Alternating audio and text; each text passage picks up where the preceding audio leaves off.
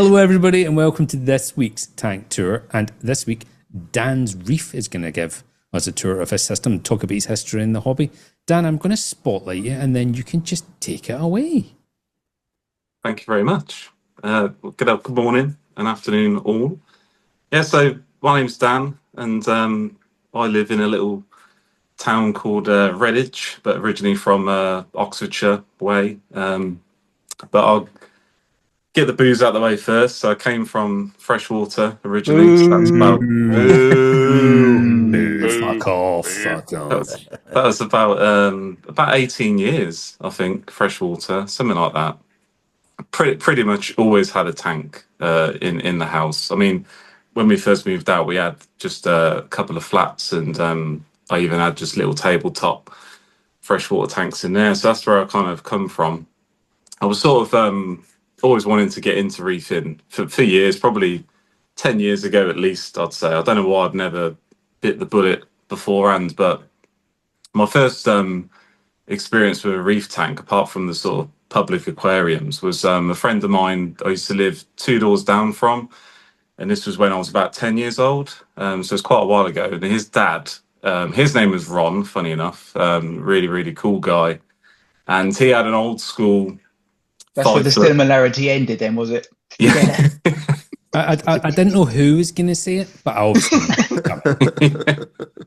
But he had an old school 5 foot reef tank, like the really tall sort of old school tanks, where the sort of rockwork used to be built up the back wall. And I used to go in his house. I mean, the first time I went around there, I was just blown away because he just had some really cool fish. One of them was a yellow tang, which is the sort of inspiration behind my my avatar logo. So that's why I've got a yellow tang on there. But that's my first kind of like look into the fascinating world of marine, really. And then, as I said, jumped onto freshwater, boo, and I got into reefing mainly because I started watching a lot of YouTube content like you normally do, and I was following a few of the old school YouTubers that have been in the game a little while. And I just started picking up knowledge just as I went along, and I didn't know when I was going to take the plunge into it, but I knew I was going to do it at some point. So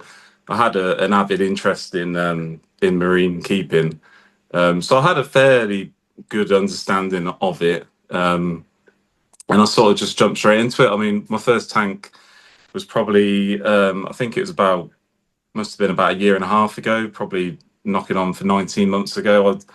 I brought a Red Sea Reefer 250, and I kind of like went all in. It wasn't brand new. I did everything like secondhand, and I went into that quite hard, and probably rushed it a little bit. When you kind of get the excitement of getting everything up and running, and all the equipment, the tank was all secondhand, and all the test kits, the sand, the rock, that was all brand new. And I sort of threw that in, got that cycled. I used the Red Sea Reef Mature to cycle that. That sort of went all well.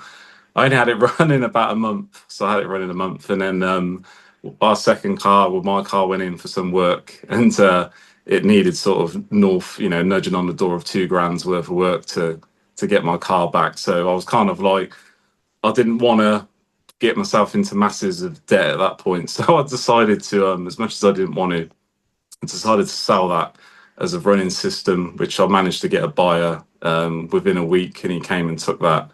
So I was literally in it for 2 months, and it all went sort of south really by selling it, and I regretted it massively. When you sort of like let something go, and then I've had loads of tanks over the years as well, so I'm not a stranger to moving tanks, setting tanks up. But that one, being the first one, was a bit of I was proper gutted. But I left it about 2 months after that, and then I went and thought, well, I'll get a little sort of nano tank. So I think I brought a little water box Peninsula 25, which was like 90 litres, and I set that up on a cabinet empty, and I looked at it for about a week, and I was just like, I don't really know if that's going to fill my need for the fish that I'd like to keep, and the corals are going to get big in there quite quick, and I thought I won't go that route. So I sold that. I just started looking at any which way then I could get into it, be a bit more budget friendly. So I scouted around. I ended up going for a little fluval M90, which because I wanted the sort of biggest tank I could get, but to set that up for the least amount of money possible. So I got this fluval M90, which was used. I think the tank and the stand was about 125 pounds, so it was dirt cheap, really. But I got that up and running, and I was in for about 1,100 quid, I think, to get that cycled, running, new sand, new rock again. Did the same Red Sea Reef Mature. That worked really well again. I started off with what did I put in there first? I started off with a silver spot tang. I had a one spot fox face, and then I had some pair of clowns. So I put these pair of clowns in it, and about sort of 2 days after they went in, silver spot was dead, belly up, gone. So I was like, oh my days, like what, what's going on here? What? Couldn't see anything untoward at that point. The clowns still looked absolutely fine. The fox face was great. And then it was about a day after that silver spot had gone, the fox face went, and I was like, okay, something's like really amiss. So I was, testing, nothing was amiss. The clowns at that point, I did think they did start looking a bit dull. So I was like, that's a bit strange. Let me have a look at what could be going on. And then, of course, I started looking into it. I mean, you put in clownfish into Google, looking a bit dull, and you're getting up, brook and velvet come up straight away.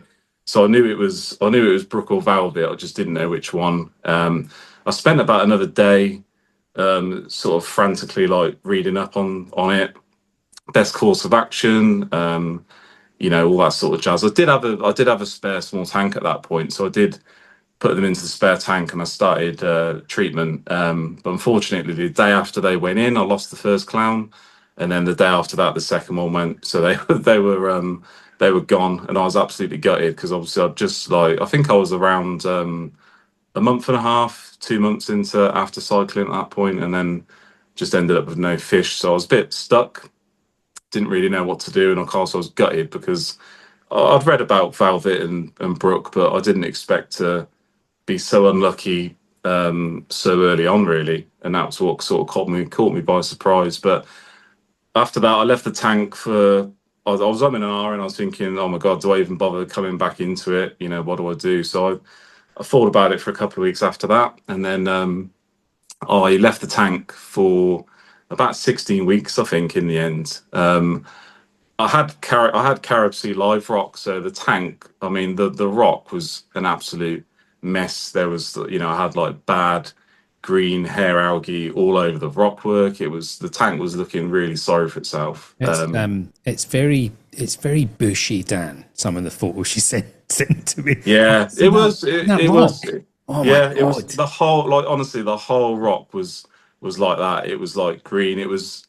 I mean, I only had like a couple of like zoas and stuff at that point, and it was even like overtaking that. It was just like it looked an absolute mess. So I was thinking, but I did. To be fair though, at that point, I did know it was part of the sort of maturing process. The parameters weren't like way out. It was fairly stable. I mean, even though it was a 3 foot tank, it wasn't very deep, and it was only about 140 liters of water, so it's quite a small amount of water still. But I knew it. I knew. I was hoping. I didn't know. I was hoping it would turn a corner. So I left it with no fish in. It was just sort of fallow for that period of time, and then I sort of got back onto it. I cleaned it. I spent half a day just cleaning the glass, siphoning the gravel. I brushed a lot of the rock work, so I got a lot of it off again. And I decided to go again. So I mean, when I went the second time, I didn't quarantine fish again, but I was very wary and cautious of where I was going to get my fish from, and that was always playing on my mind. And I was that also when I was going places, I was like, asking them, where's the fish from? How long's it been in? Do you do any treatments? They were the sort of questions I was asking when I was decided to go again. So, and I mean, funny enough, since that point when I restarted, I've never brought another pair of clownfish again. I just couldn't. I couldn't bring myself to buy another pair, given the fact that they caused so much carnage, before. So, but I did start again. The tank, the Fluval M90 it did start turning the corner. The rockwork started to clear up, which was great, and I was thinking, this is what I want to do. I did have a couple of corals in there at the time, but I wasn't dosing at that point. I was just using, because of it being such a small volume of water, I was relying on the Red Sea Coral Pro, which is the black bucket, because of the higher magnesium and calcium levels and the alkalinity from that bucket. I was just relying on that to buffer the parameters really, and it worked. It worked for I probably went about 8-9 months like that, and then the water box 3 foot came up, which was the first frag tank. And I did look at another Red Sea tank. I was looking at another 250 again. Just couldn't find the right one. I mean, I was a little bit tied because I didn't want to buy new, just because of the cost of just buying a new tank. It just wasn't that appealing. As nice as a new tank is, I think of all the tanks I've had over the years, I've only had one brand new tank. And I think I only had that for a couple of years, so it's not like I had it for many moons. But I brought the water box, 3 foot, transferred everything over. And that tank was amazing. It was about 300 liters. It was still 3 foot, but it was 2 foot deep this time. So just gave me a lot more room, a lot more room for fish. I still kept a minimum amount of rock work in it though. I didn't go like massively over the top with the rock work. I just tried to keep it simple. And I did stock it. So in my mind, I was thinking I would like to upgrade to a 4 foot down the line. It was just the way the room layout is in this room. I couldn't do it at that point just because of the way things were laid out. But I ran that tank for a while. I still wasn't dosing even at that point. I did start adding a couple more bits of coral and stuff. My levels were relatively where I wanted them to be. Nothing ever sort of went too low. I think like magnesium might have been down to sort of 1200, but it didn't really go below that at points. And so I did run that for a while. Fish wise on that system, I did then get. I ended up with another silver spot tang. I ended up with a sailfin, albeit it was a small one, and I did get a regal tang as well. But again, that was small, and I had them in there for probably 2-3 months, and then the sailfin was beginning to show its dominance to everything in that tank, and I was thinking, long term wise, I'm probably not going to be able to get away with keeping them in that sort of tank. So I put the sailfin and the regal up for sale to rehome, and I had a guy come round. He was an older guy. He was probably a bit like John. To be fair, he's probably a similar age to John. He You're an came old with it. fucker, John. Yeah, he came. He came with his wife. Lovely couple, absolutely amazing. They came about 40 minutes away from where I live. Turned up. I think he had a 5 or 6 foot tank. I think it was a 6 foot tank he had. And he just came. He had the Selfin and the Regal, but then he was looking in. Although my silver spot wasn't for sale, he was quite a good size, and he was like, "How much do you want for your silver spot?" And I was like, "I don't really want to sell him, to be fair." And the reason why I didn't want to sell that fish was because he was just like an absolute workhorse of a fish. I mean, he'd just be pecking at the rocks all day long, and he was worth his weight in gold, that fish. So I was a bit reluctant, but in the back of my mind, I was thinking about future stocking, what I'd like to keep. So I let the silver spot go as well, which was a bit silly. Because about 2 weeks after those 3 fish went, I started seeing bits of algae and stuff coming back on the rocks, and I was thinking it's obviously because the silver spot has been removed. So I did that. I then was looking at like other fish I could just get me through until I could possibly do an upgrade. So I went and brought another. I think it's the Fuji blue, but it's still bristletooth silver spot. They're all very like the same sort of fish. So I brought another one of them to replace the one I'd let go by mistake. And I brought a Tomini tang because I've been after a Tomini tang for quite a while. One came up in my local LFS, and I think I paid I think he was about 70 quid, but you'll see in a little bit. He's a fairly good size. I had the three. I had some damsels, some yellowtail damsels, and I had them the longest actually because they came from the Fluval M90. So I've had the damsels for the longest time really, and that's all I had in the water box. And then the 3 foot, and then we got to sort of after Christmas, the start of 2025, and then my wife came. We were sat there just after Christmas, and she said, "I want to redecorate the lounge," and I was like, "Oh right, okay." And I was looking in the corner where the tank was because behind that tank was like wallpapered wall, and I was looking at it thinking, well, I can't strip that wall properly without getting rid of the tank from that corner. And I've said, she said, oh, what's your plans with your tank this year? And I said, well, I would like to go bigger. And she said, what size do you want? And I said, well, I'd like a 4 foot, maybe even a 5 foot. And I started looking at 4 foot, 5 foot tanks. I was looking at Red Sea 525 XLs, but the G2 version, same as Harry's tank, Haribo's tank. And but my main search though was for another frag tank. So I was after the 4 foot version, to be honest. And then I was looking around and I was on Facebook Marketplace, and then this one was sat on there for a good few weeks. And I said to my wife, I said, I've seen this tank I quite fancy. And I said, but the problem is, I said, it is 5 foot. And it was just trying to sell that really, because this room isn't massive, and to put a 5 foot tank in it is almost, it's a bit crazy really. But she said to me, well, you only live once, just do it. And I messaged the guy. I went and picked the tank up. I had to do it in 2 trips though, because I was going to hire a van. We've got quite a big car. It's like a big MPV, so I could get the stuff in. I had to do it in 2 trips, so it was about an hour and 20 minutes away from me. I went and collected the stand first, and then I drove back and picked up the tank and the sump all in one day, so it wasn't too bad. And then while I was doing that, I had to clear the corner from where I thought this was going to go, because originally this was going to go on the same wall as where the 3 foot was.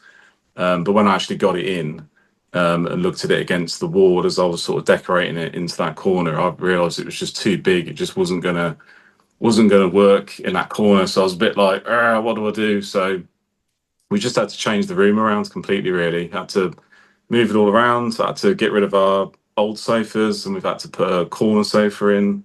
And just like, yeah, the whole room's just been turned upside down really, just to get a new, a bigger tank in. So the aquarium did dictate all of those other changes. Yeah, it did. I mean, obviously we were going to decorate because my wife wanted to decorate.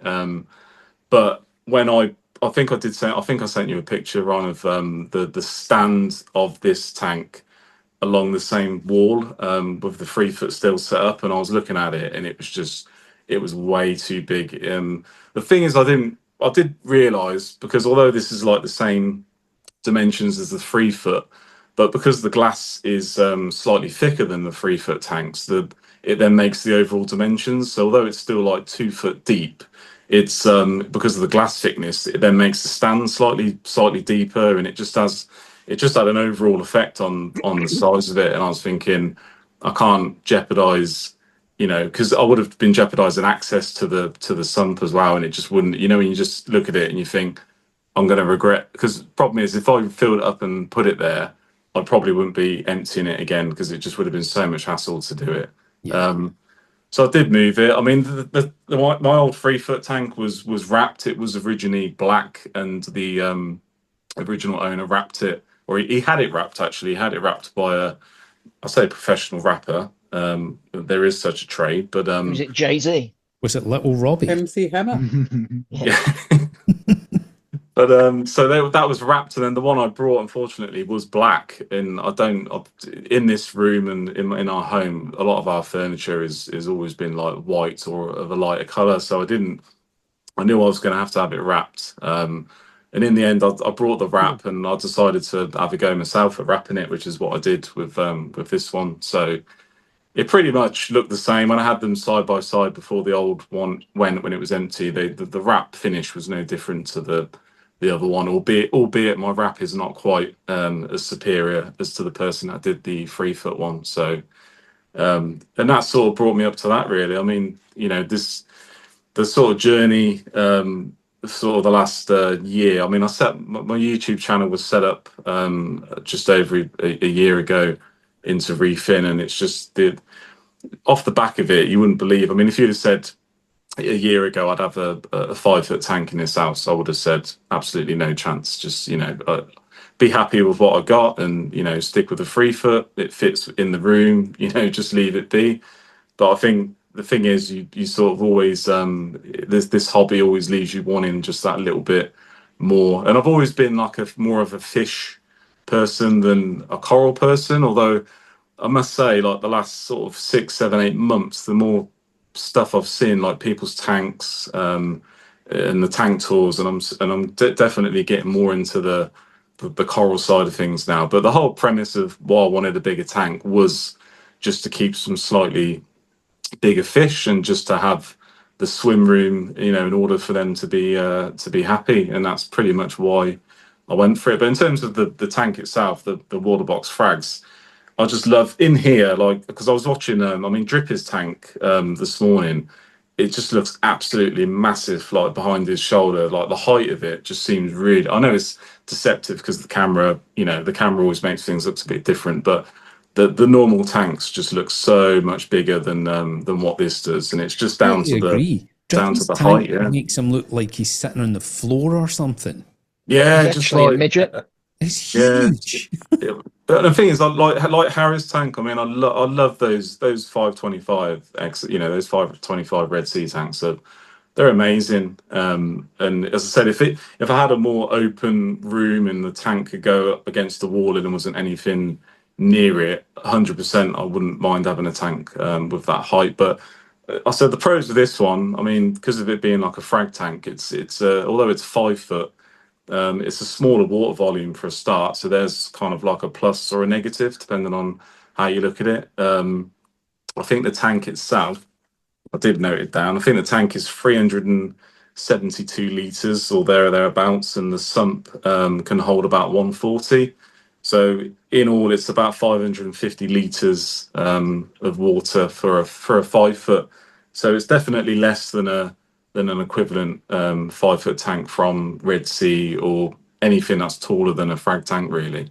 But yeah, as I said, I've had like problems along the way. So as I said, I went to Accra last year with my eldest daughter, Grace, and we really enjoyed that. Looking at bits and pieces there, and that was before I even had this tank, so that sort of gave me a bit of inspiration. And then, as I said, when I got this one in. I mean, it's funny because my youngest daughter, whenever I'm doing anything involving marine keeping, fish keeping in general, whenever I'm up to anything with the tank, my youngest Rosie, she always says to me, "Oh, Daddy's doing his fishy business," and that's what she calls it. She's like, she always calls it fishy business whenever I'm up to anything with a tank, which is quite fun. I find that quite funny, but yeah, they were like really into it when I brought the new tank in. My youngest was like, what are you keeping in it? You put in like you put in bigger fish in it.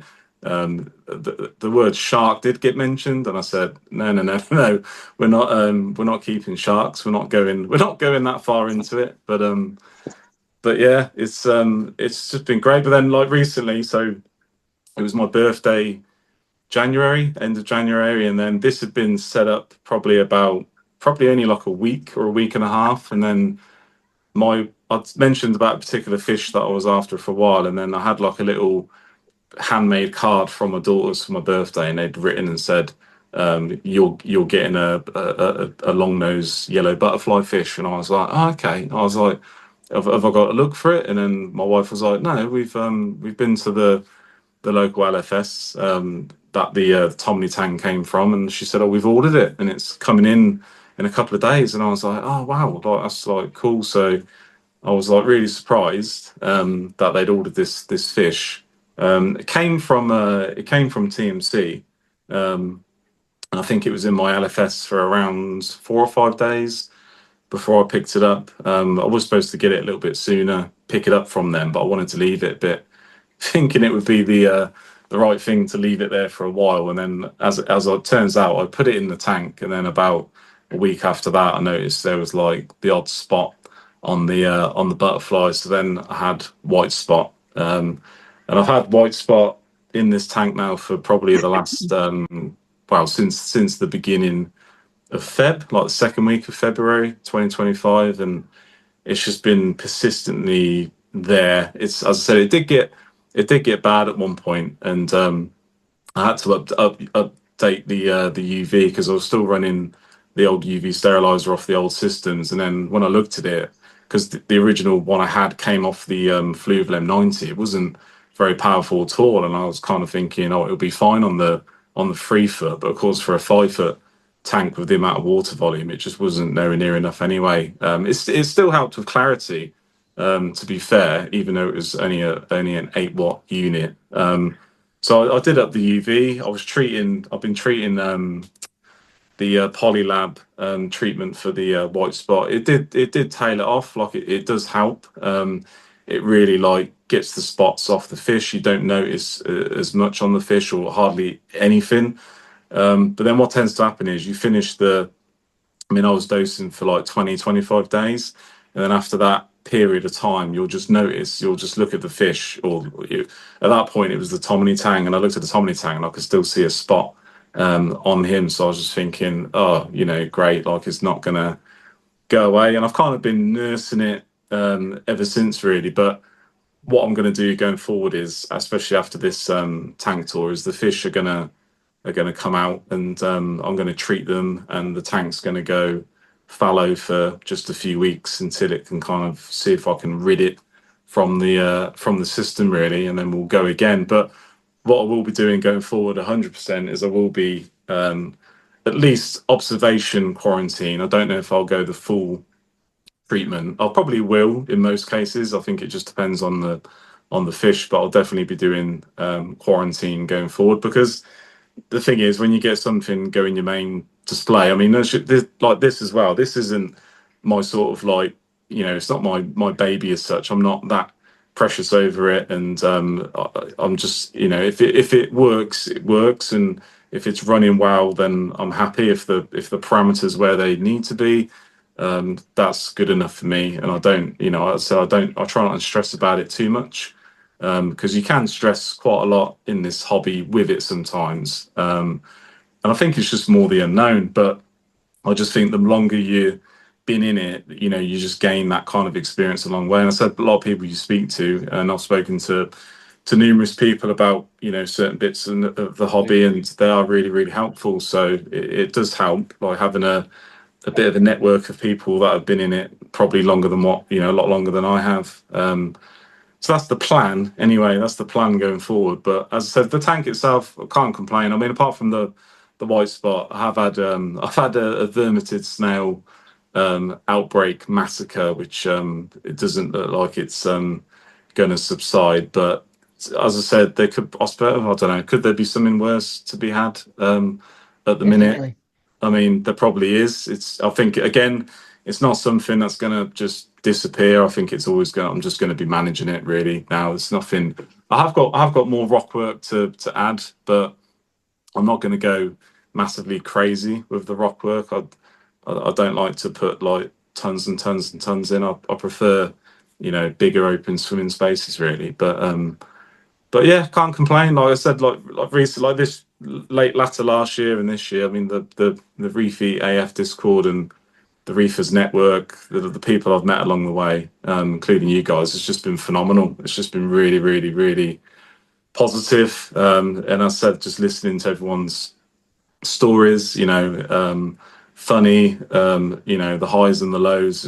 I suppose that's just what it's all about, isn't it? Really, just connecting with other people and sharing, your experience in the hobby, I suppose, really. But yeah, it's that's pretty much like me up to date, really. This year, I said, looking forward to overcoming the white spot, and then I can start quarantining some fish and getting some more fish stock in this tank. And then obviously we've got like Love to Reef coming up, which I think will be good. And obviously Aqua 2025 will be good. And I'm hoping to get my wife was out on the last meet at the iReef, the April one, but I'm hoping to attend some more of the Reefers network meets, which I think would be quite cool. So because some of the shops and stuff are just like phenomenal as well. So it's and that always interests me. I mean, who doesn't like looking around a brand new marine specialist shop? Just that's I'm sure I'm not the only one that likes doing that, really. But yeah, super. That is where I'm at. I would say, yeah, don't add too much rock, because I was about to compliment you on the fact that you have kept it quite minimalist. I really like it. Yeah, yeah. It did like I did like so from the 3 foot to this, I added like 2 bits. There's a place not about half an hour from me. It's Tees Reef in Yardley. They were at Aqua last year. They've got like Tees got like a big shed in his back garden, and that's where he runs his Tees Reef farm. But because I can buy individual bits of rock, I just went in there and just picked up a couple of bits and added them in, and I'll probably do the same. So I won't necessarily buy a box online. I'll probably just go to him and just buy the bits that I think are going to work, how I want to add them in. But yeah, I've always been fairly happy with the Rockscape. It's just I think like in this tank now, it just needs a slight bit more. But it's overall I can't complain. I mean, it's they're just really nice tanks. As I said, I can't complain on the tank side of it really. So I love the dimensions. It's right up my street. Love it. I think you made a great choice. No, yeah, thank you very much. Give us a gander then. Let's have a look. Yeah. Well, I mean, should we? Should we? I don't know. Should we get the boring bit out of the way and start in the sump? I don't know. I wouldn't call that boring. I was going to say it's my favourite bit. Let's see the undercarriage. All right. Well, yeah. Let me just stand up and we'll start in the sump. Give me a second. I'll turn the cabinet around. Camera around. Hold on. I was going to say That's a good trick. do it live. Yeah. Let me just get this turned around. Hold on. I can get that back on. Oh, where's it gone? Where is it? Right, here we go. Hey.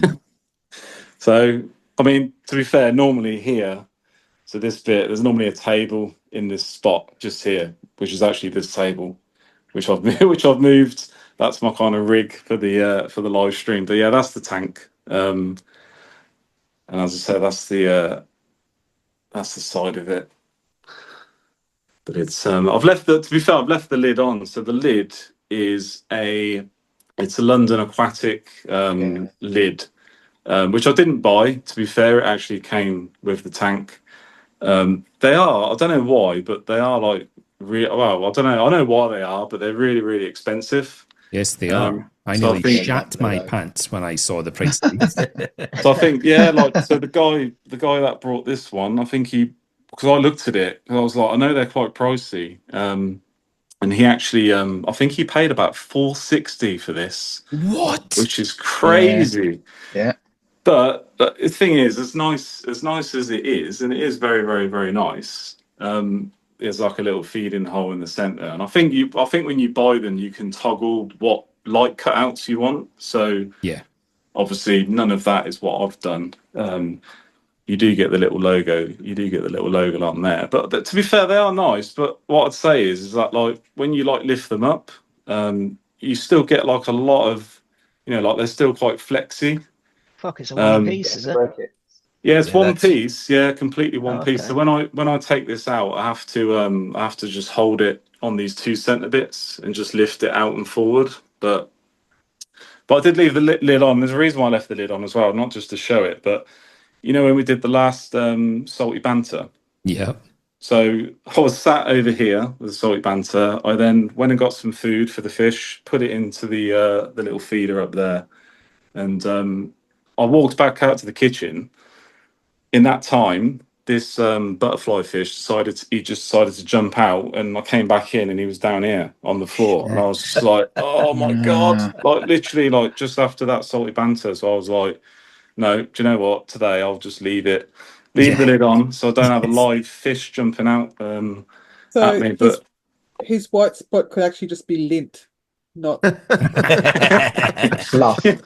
We've all seen a carpet fluff fish, haven't we? Yeah. But so the cabinet itself, I said I have wrapped it because it was black. So this side of the cabinet, you can see it obviously is originally black. It's very neat, Dan. Good job. To be fair, the outside is, but the back of it, I could here. You'll see. I mean, don't laugh. Well, you can laugh, but I mean, look at the state of that cut. But nobody's in there. Yeah. But to be fair, it's like the actual finish to the doors and stuff. John, what do you think about that wrap job? Well, he's done a really good job there, mate. There you go. See, that's all you need to know. You can still tidy that up. Just get a bit of masking tape and put it on the inside, and just run a scalpel Yeah, around your hinges. that's And that. Yeah, it does need you've done it. you've done a wicked job, mate. Let's do But it the live. cabinet, so the Do it cabinet, live. the first chamber is that's just your ATO that they give you. So that's actually standard water box. And it's a glass tank. It's a glass tank, yeah. So that's like Fancy. square. That holds about, I think it's about 44 litres, something like that. And you get a little bit of room at the front, to be fair. And there's a little bit down the side. There's just some like bits of crap and stuff down there. I apologise because this section isn't lit. I like how you said about and then gave us an exact number. Yes. It's either 41 or 44 litres, I can't remember. But then up on that side, I've just got the wave maker controllers, and there's just an extension lead bolted to the. Oh, you've got a cube plugged into that right above your ATO, Dan, you maniac. Yeah. You like the weight of that. Oh my God. It's like watching Sylvester Stallone. Go brave or go home, isn't it? Really? Yeah, that's right. That's but to be fair though, I could probably mitigate that by moving that over that way. But no, Dan, get on in Amazon, right? You get these extension leads that've got like little brackets on the end for screws and stuff like that.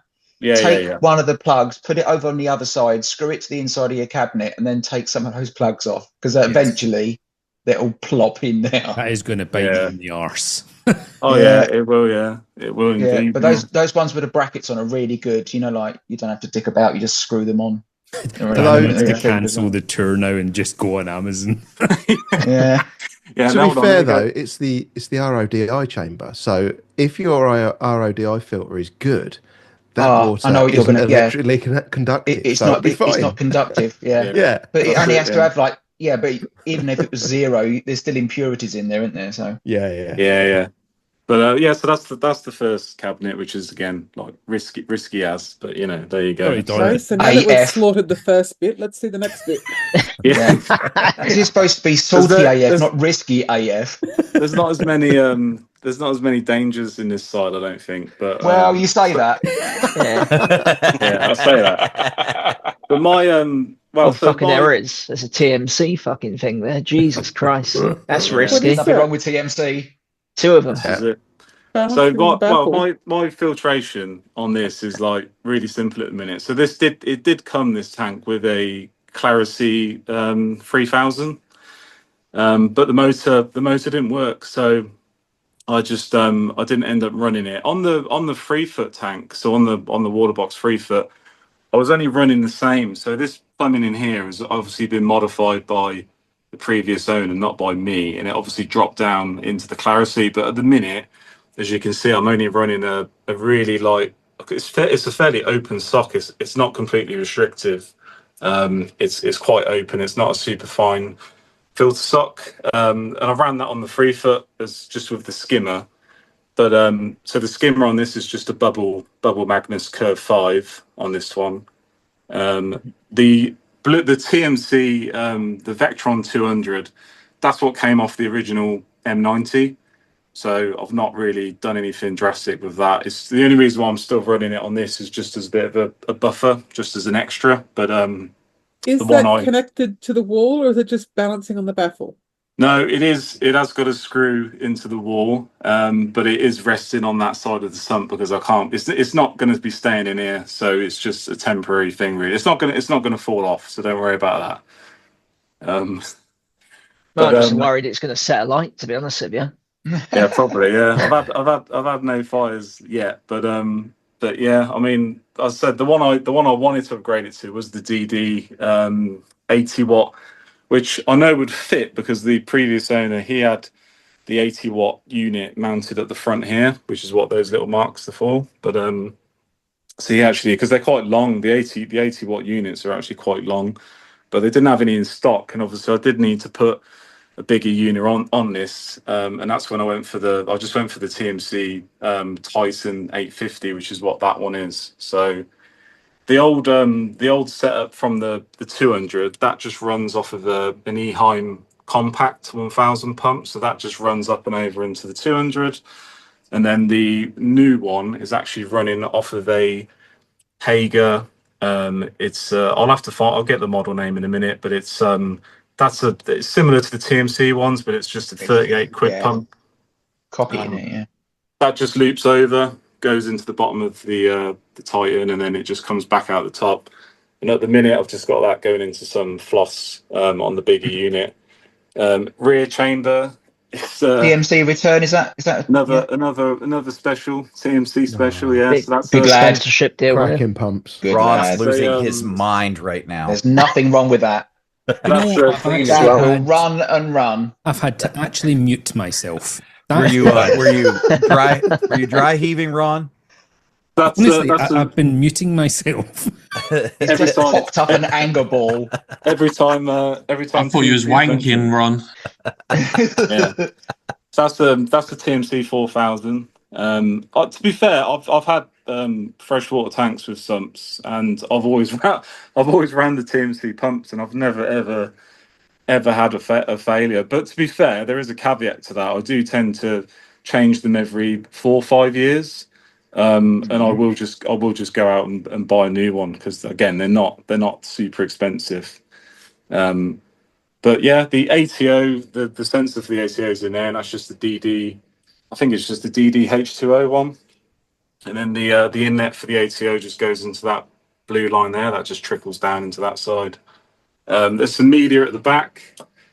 There's just some matrix. I don't know if it's matrix or whatever it is. It's the max spec bio balls. They're actually just in a bag at the back. I have still got a Red Sea cup in there with some in. I don't really know why I moved that across, but I've not bothered taking it back out. Heater is just an Eheim 300, which is just down on that side.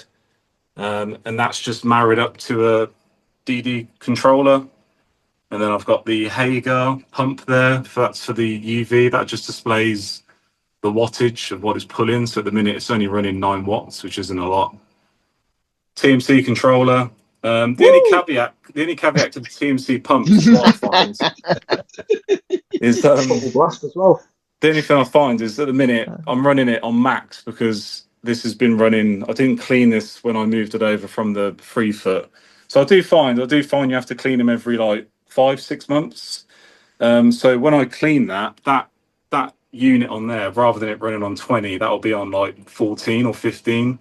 And then gradually, as you get a bit of crap built up on the impeller and stuff, it does slow it down. So the only thing I will say is they do slow down before you have to clean them. So it has got to be cleaned. I just haven't had time to do it. But is that 100% of the time, or? Pretty much, yeah. Suck that, John. That's but I would say that. I would say just, like just the one, or just the one, yeah, just the one. And then just the return again just goes like up the backside. You got your gate valve back there. There is a manifold on these tanks, which again I don't tend to run.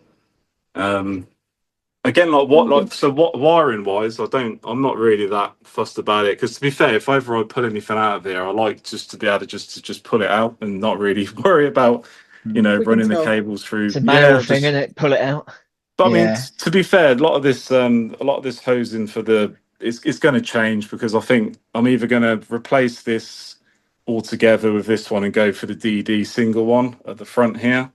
Or the other thing I might do is I might buy another 850 and I might run them in tandem, so connect the two together and just run them, just so it ups the wattage a bit. But yeah, and I've just got a little cheap epoxy light bolted to the top of the stand, and then there's not really much else in there. I said filtration wise, this is really like as basic as you can go. Yeah. Can I ask a question? Yeah, of course. Yeah. You go first, Mel. I have my hand up. Why are you running off a pump instead of just using the manifold? So there's a couple of reasons why. One is just, I think for me, although you're adding an extra pump, I find the simplicity of just running it off a separate pump a little bit more manageable. And again, the reason why I say that is because, so for these TMC pumps, which again, the only drawback is that they do slow down after like a few months. So that's the feature. They build that into that. Yeah. Free of charge. Yeah. What they Yeah, do, I so think you what know where you happens are is with that, it. yeah, John I think is such a wee fanboy. I think they slow down to a point where if you don't take them out, they will then catch fire and blow your tank up. So Correct. Don't believe the hype. No. but That's so much safer to have a fire instead of just using manifold. yeah, pretty much, yeah. But it's just that I think I don't ever like I just don't like taking flow from the main return and just diverting it off. I think if I had a lot larger pump and I could just moderate it and turn it up and down, and obviously you can adjust the manifolds and you could work out how much water's going through the manifold, but I don't know. It just doesn't. That's just never appealed to me. And to be fair, although this has all been slung in, to be honest, because obviously I needed to get this up and running, and I didn't really have time to really think that much about it. I just sort of slung it in, so it could be neatened up quite a bit. But it's just mainly that, and I've always done it that way. I mean, as I said, because for me, I know the return pump is only doing the return. So when I notice the flow's dropping off a little bit, I just up the flow on that pump, and I'm not having to worry about how much flow is going through the UV, because the UV is just on the separate pump. And as I said, I wanted to try the Hager one because it's like a carbon copy of the TMC one, and I did have a look today actually, and they're all sold out on Amazon. They're actually not available at the minute, so I don't know if that's good or bad. You can be the judge of that one, but for a 38 quid pump, it's not expensive just to get flow separately going through your UV really. So that's in the main, that's pretty much my Sump. It's as basic as you can probably run a reef tank really. It's unless you weren't doing UV, but Second question. Yeah. How come you're running your skimmer so low? So low? Yeah. The water level in the skimmer's really low. Yeah, so that is because it's because since I've moved this over, so I don't know if I think it's just the extra volume. So it seems what happens is with this now, it's a Curve 5.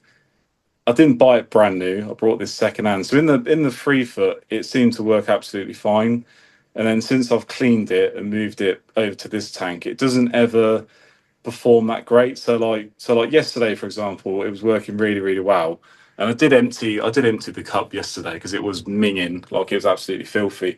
But the adjustments on it, the adjustments that are on that dial on the top, it doesn't really adjust anything with it. So it's supposed to adjust the height of the level. Should adjust the height in the chamber, yeah. Yeah, but it doesn't. It doesn't on this one. So that's why it's not running at a higher level. But the thing is with it, it's weird because if I go away and sort of come back to it half an hour later on, or even an hour, sometimes it will then be firing more towards the top, and then that's when it does still get it. You do still get the bubbles coming up to the top, but as I said, yeah, it's not running perfect. But I think I mentioned I was talking about skimmers on Steve's live stream on Wednesday, and I think I'm going to go with a max spec skimmer, just because I've seen a couple running and they seem to do really, really well. So Best that's skimmer probably I've ever owned, Dan. Yeah.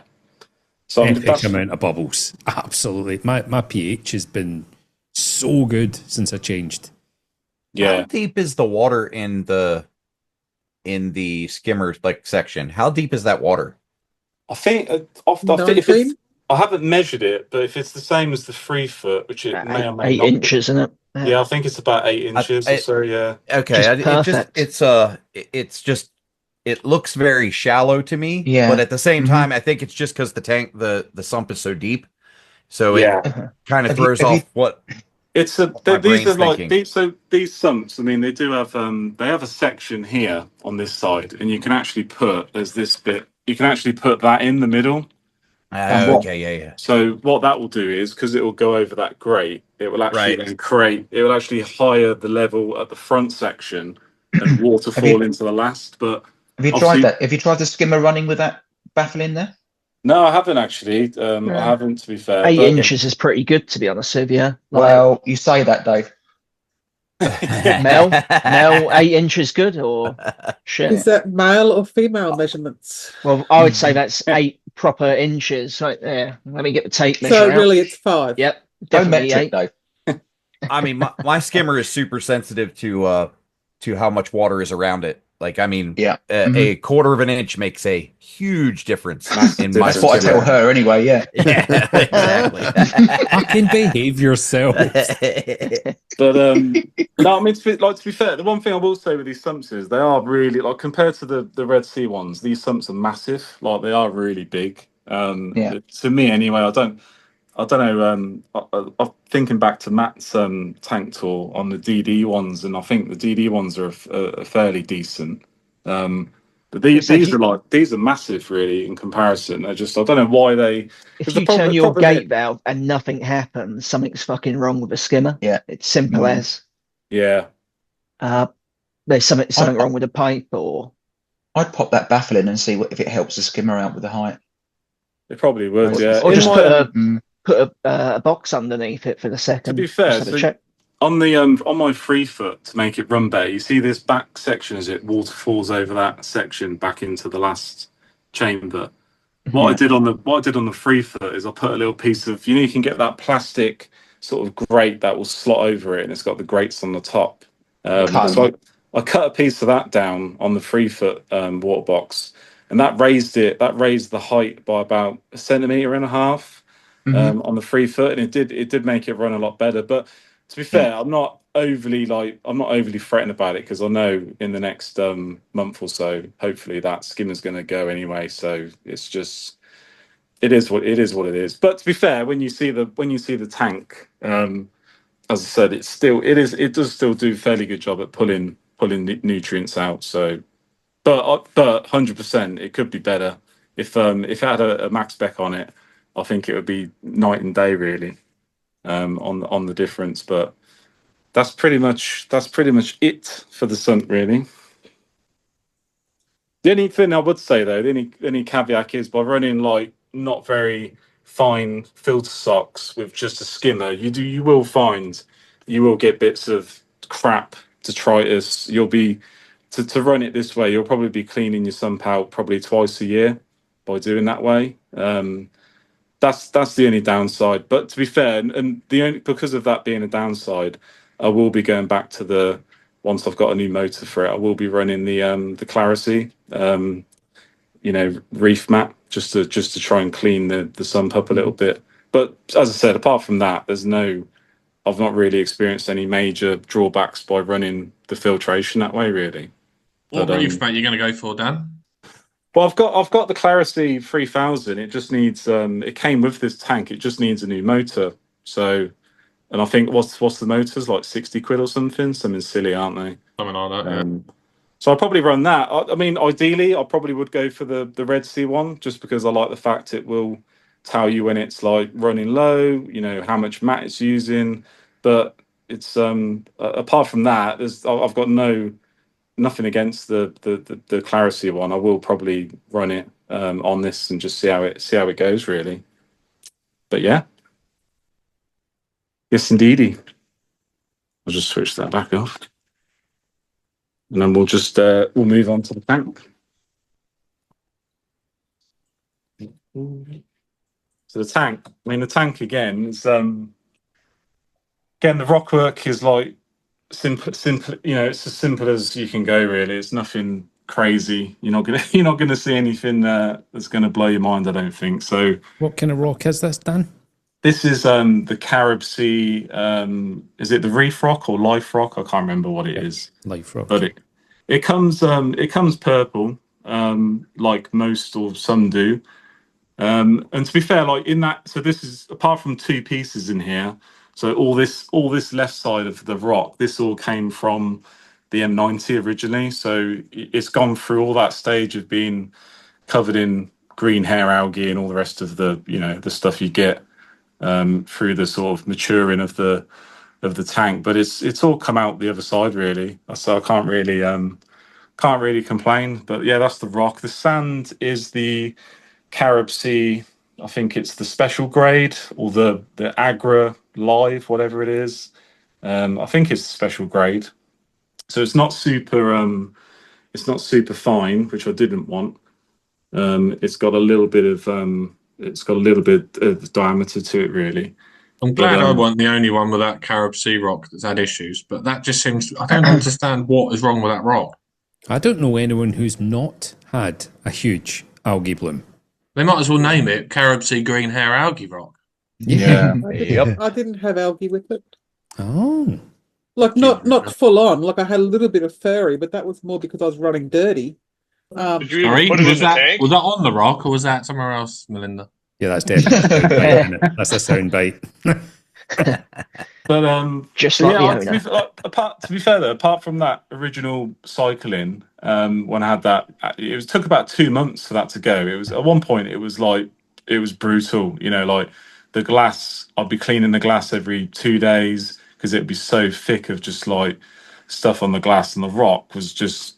It was just like a green hairy mess, is what it was. It was horrendous. But I said it did dissipate. I didn't do anything drastic to fix it. I just kept on top of testing, did my normal water changes, and eventually it just burnt itself out. It just went on its own. But funny though, but the 2 extra bits of rock I put in this system, like the 3-foot system, didn't have the same issue with the algae. I was expecting it on the 2 new bits, but it didn't do it. So I put them in. They went a little bit brown after a couple of weeks, and then they just ended up looking exactly like the rest of these. So I don't know if it's just a new tank thing with the just getting its balance. I don't know, but anyway, it's I'm glad it's gone past that now. But so the corals in here, that Kenya tree at the back, I've had that for a little while now. That's as up and down as a yo-yo, really. Sometimes that will be really, really tall, and then sometimes it will be like that, and sometimes it's even worse. So it's like that's got a mind of its own. I've got then like the zoas in this tank. They're very like randomly placed, and I said when I redo the rock work, I think I'm gonna consolidate the zoas onto sort of one bigger rock and just leave them to do their thing. But as I said, there's some on that piece there. There's some orange ones on that one, and then over this side, just got some candy canes up there. There's some more zoas on that back rock. This is this has always done quite well. So that's the organ pipe coral, which has always been a little bit of a favourite of mine. It's very fluffy.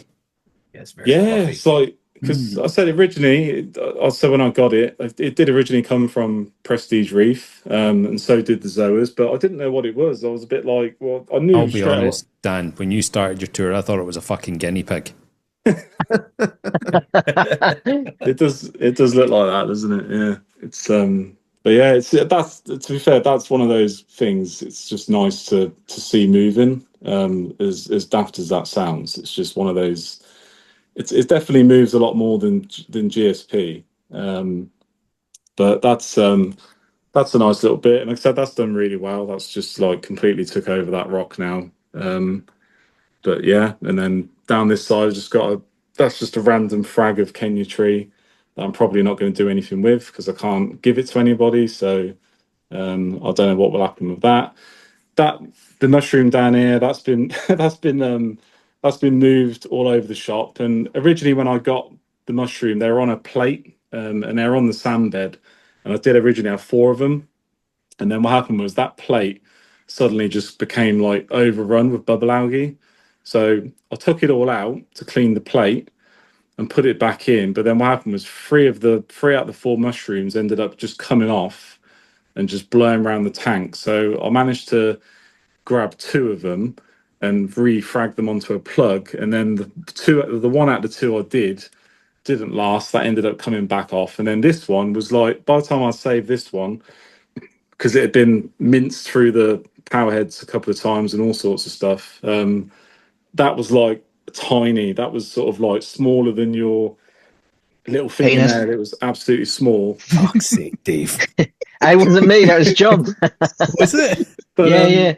I managed to save it, and it's come back. It's grown quite good. It's sulking at the minute because I moved it. It was on top of the rock, and it was a bit blowy up there, so I put it down here thinking it would fan out, but the one side of it is still sulking a fair bit. So, and then up on this bit, these were just two SPS frags that I say given. I did get them from T's Reef. These were just like two simple test pieces just to see whether SPS would grow in this tank. And to be fair, they didn't do much for a while until I got onto the dosing. So as soon as I started dosing, I think it was mainly the trace elements. So once I was doing trace elements, that was it.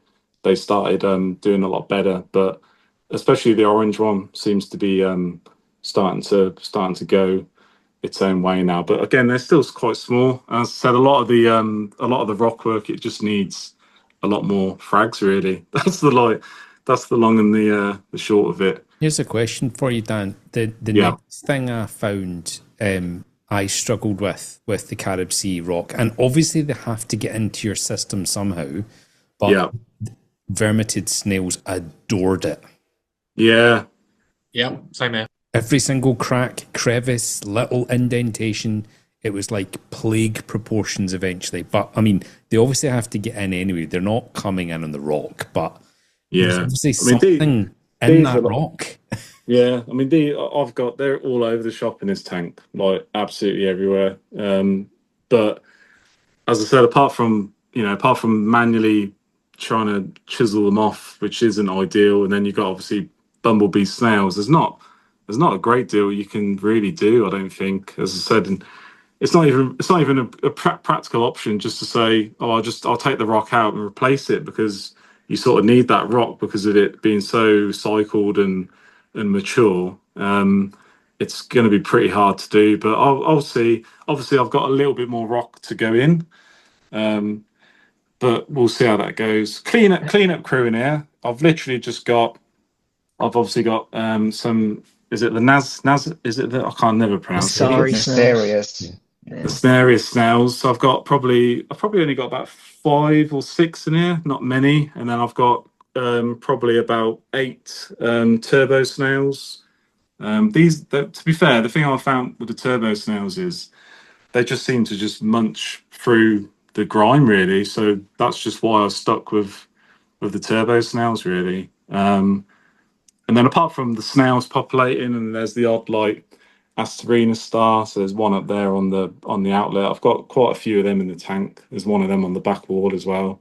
But that's it. Cleanup crew is quite minimum really in here. I've obviously got a cleaner shrimp, but as I said, I don't think they clean that much in reality. And then fish stock, I've got the yellow long-nosed butterfly, which was the one that gave me the white spot. And somewhere along the back, I've got my blue Fuji eye or silver spot tang, bristle tooth, whichever one. And then I've got my Tomini, which is just at the back there as well. Are you going to get any bumblebee snails?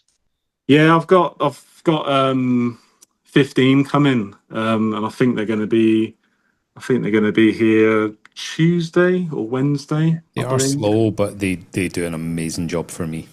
Correct. Yeah. I put about 10 or 15 in mine, and I thought, fuck, they're all just dead. Yeah. Because they weren't doing anything, and then all of a sudden stuff starts to move, and you don't see them do it either, do you? No, never. But the yellow-tailed damsels I've had for the longest, and there's 2 out of the 3 they do breed. So just under that rock where he is now, or she, they always seem to lay eggs under there. But after they sort of like tend to them for a few days, nothing really comes of it. I don't know if they just eat them themselves or what. I don't know, but so yeah, to be fair, I said the yellowtails, I was didn't know whether to go from or not really, but these 3 were in the tank on their own, so I thought, well, they've all been together, hopefully they'll get on well. But to be fair, they have. They've done really well. Equipment wise, nothing major really. The back wall, I've just got a Jacquard Wi-Fi Sapin SOW4, so that's only a little one on the back wall there. And then on the other side, I've just got a Hager.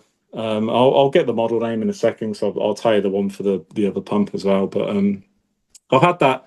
So the Hager one, this one on the left side is I think it's only rated to 9,000 litres an hour, something like that. But I've had that running probably over 9-10 months now. It's been absolutely faultless. Like no problems with it, no noise, no nothing. It just works. So Dan, yes, do both of them tangs fight? Because they're similar genus, and I've debated similar. I was talking to Dave about it the other night actually, but do they have any argy bargy? No, so I've done it like different. So in the 3-foot mat, I did I first did the silver spot, and then I ended up adding the other stuff to it, and he was absolutely fine. And then in this tank, the Tomini was in first on his own. So, and I did think to myself, I thought, oh, the Tomini is going to be like really, really peaceful. And then I added the silver spot, and I reckon for about a day, the Tomini was not happy at all. He was like proper, like really annoyed that I'd put this other tang in. So what I found was, Matt, for the first like day, in the 3-foot, the silver spot would just hang up in the top corner and just stay out of his way. And then I don't know what happened. I was sort of keeping an eye on it. I came down like 1 or 2 mornings after, and they were literally swimming around together like nothing. It's almost like they just, they had like a marital meeting and decided they weren't going to be complete. Yeah, just like they weren't going to be complete. Not very nice to each other. So that's what happened with that one. And then when I added the butterfly in, I was a little bit worried because I knew the Tomini had been a bit of a dick to the silver spot. But to be fair, when the butterfly went in, the Tomini didn't even batter an eyelid, didn't pay any attention, wasn't bothered. So I do think there's something in the fact of them being similar genus and similar shaped fish, but at the like for me, the Tomini and the silver spot, they just go around together a lot of the time. But there's generally not, like I said, the fish stock in this tank is so small anyway. There's not really any aggression. There's one damsel in here. Every time I put my hand in to do anything, he always has a little nip and a pop. But that's They're apart bastards. Oh yeah, it's only 1 out of the 3. I don't know why. He just doesn't like a female. Yeah, it could be. But females are bitches. Hey Mel, but in lovely. the other tank, I think I had the sailfin, the silver spot, and the regal. I must say though, when I put the regal in, all my days, like the sailfin was way worse. Like behaviour, just absolutely like just wouldn't leave the regal alone. And for the first 2 days, she just hid in the rockwork, and she just didn't want to come out at all. And I was thinking I'm gonna have to pull her out and put her into something else. And then again, I just sort of was monitoring it, and it just seemed to iron itself out. I don't know if I've just been lucky or what. I don't know, but it's like fish aggression. When you see it, it's not nice to see. But like I said, I've had it twice now where I've found the more they sort of get in, together, they sort of seem to just iron out the problems. And I think tank size has something to do with it by a little bit. If you've got like enough places for them to hide. I mean, I haven't really. So the regal in the 3-foot, she was sort of over this section, and she was like behind in between these 2 rocks where they meet. So she didn't really have like many places to sort of escape. And I did feel a little bit bad in that respect. But as I said, after I think with her, it was like 2 days with the sailfin, and then it all calmed down. I mean, you'd see on the YouTube videos I did afterwards, they're just like these. They just all swim together, and and they just keep themselves to themselves really. But I think the more fish you have, the more difficult it is. But that's just a little shot down the side. And then you've got the organ pipe coral there, but it looks really clear. The water looks really good. Very nice. Yeah. Yeah, I mean, like as I said, I must say, like even that the little Vectron 200 UV was way underpowered for this tank, but I still had the same sort of clarity. But what I will say is, since I've added the Titan 850, the clarity's gone a little bit better. So, but it's it's like as I said, the tank itself is really nice, and obviously most people know I'm running the TMC photons. So that's get in, yeah. But there's enough, like, you know, even though you've got the weir, there's enough room along the back for them to kind of like scoot around. Have you done a power test on your lights yet, Dan? Just to see what you're getting at that top of rock? It come up self-combusted. No, I haven't actually, Matt. No, I haven't yet. Because you can use. I wanted to wait until I got the I wanted to wait until I got the other set of lights, and then I was going to try and do it, especially now that they're all four running. But yeah, I do need to do it. I reckon with those TMC lights, you'll be getting about a peak of 15 at the top of your rock, and on the bottom of the tank, -60. I'd be interested to see. Over par out of the black hole. Oh, right. What? Yeah. Does it open like a vortex? I'll send you mine. When Harry's done with it, Dan. I'll send you mine, and we'll just prove Ron that you're the wanker. Yeah, it would be interesting to see. But yeah, but that's, to be fair, that's, I mean, I don't know, unless anyone's got any burning questions. I think that's... How are you planning on adding an extra light in with the cutouts already in the acrylic? What's the plan there? Wow. My plan is, ideally, I don't particularly want to add any more lighting. And to be honest, if I did, what I would probably do is I would probably utilize, I'll probably have to beef up these brackets, or I might have to hang, but I probably would go for like one of the AI blades as like a supplement light and run that. You'd be all right going through the acrylic. I mean, it would still. Yeah, it probably would do, but I said these are like spaced out just so that it obviously misses the center bracing within the. But what I will say is though, you know, like often when you take off your lid to your tank and then you notice that it does go a little bit brighter. With this lid, I don't find it blocks out a massive amount, but you could sling a blade underneath those two mounts. Yeah. Yeah. Yeah, not heavy lights, aren't they? They're more back. You'd want it in front, wouldn't you? But that's how they're a third. Not necessarily. Like if you go on an angle, how far forward they reach? Right, yeah. Well, that's all right. You can put a blade on the center. Yeah.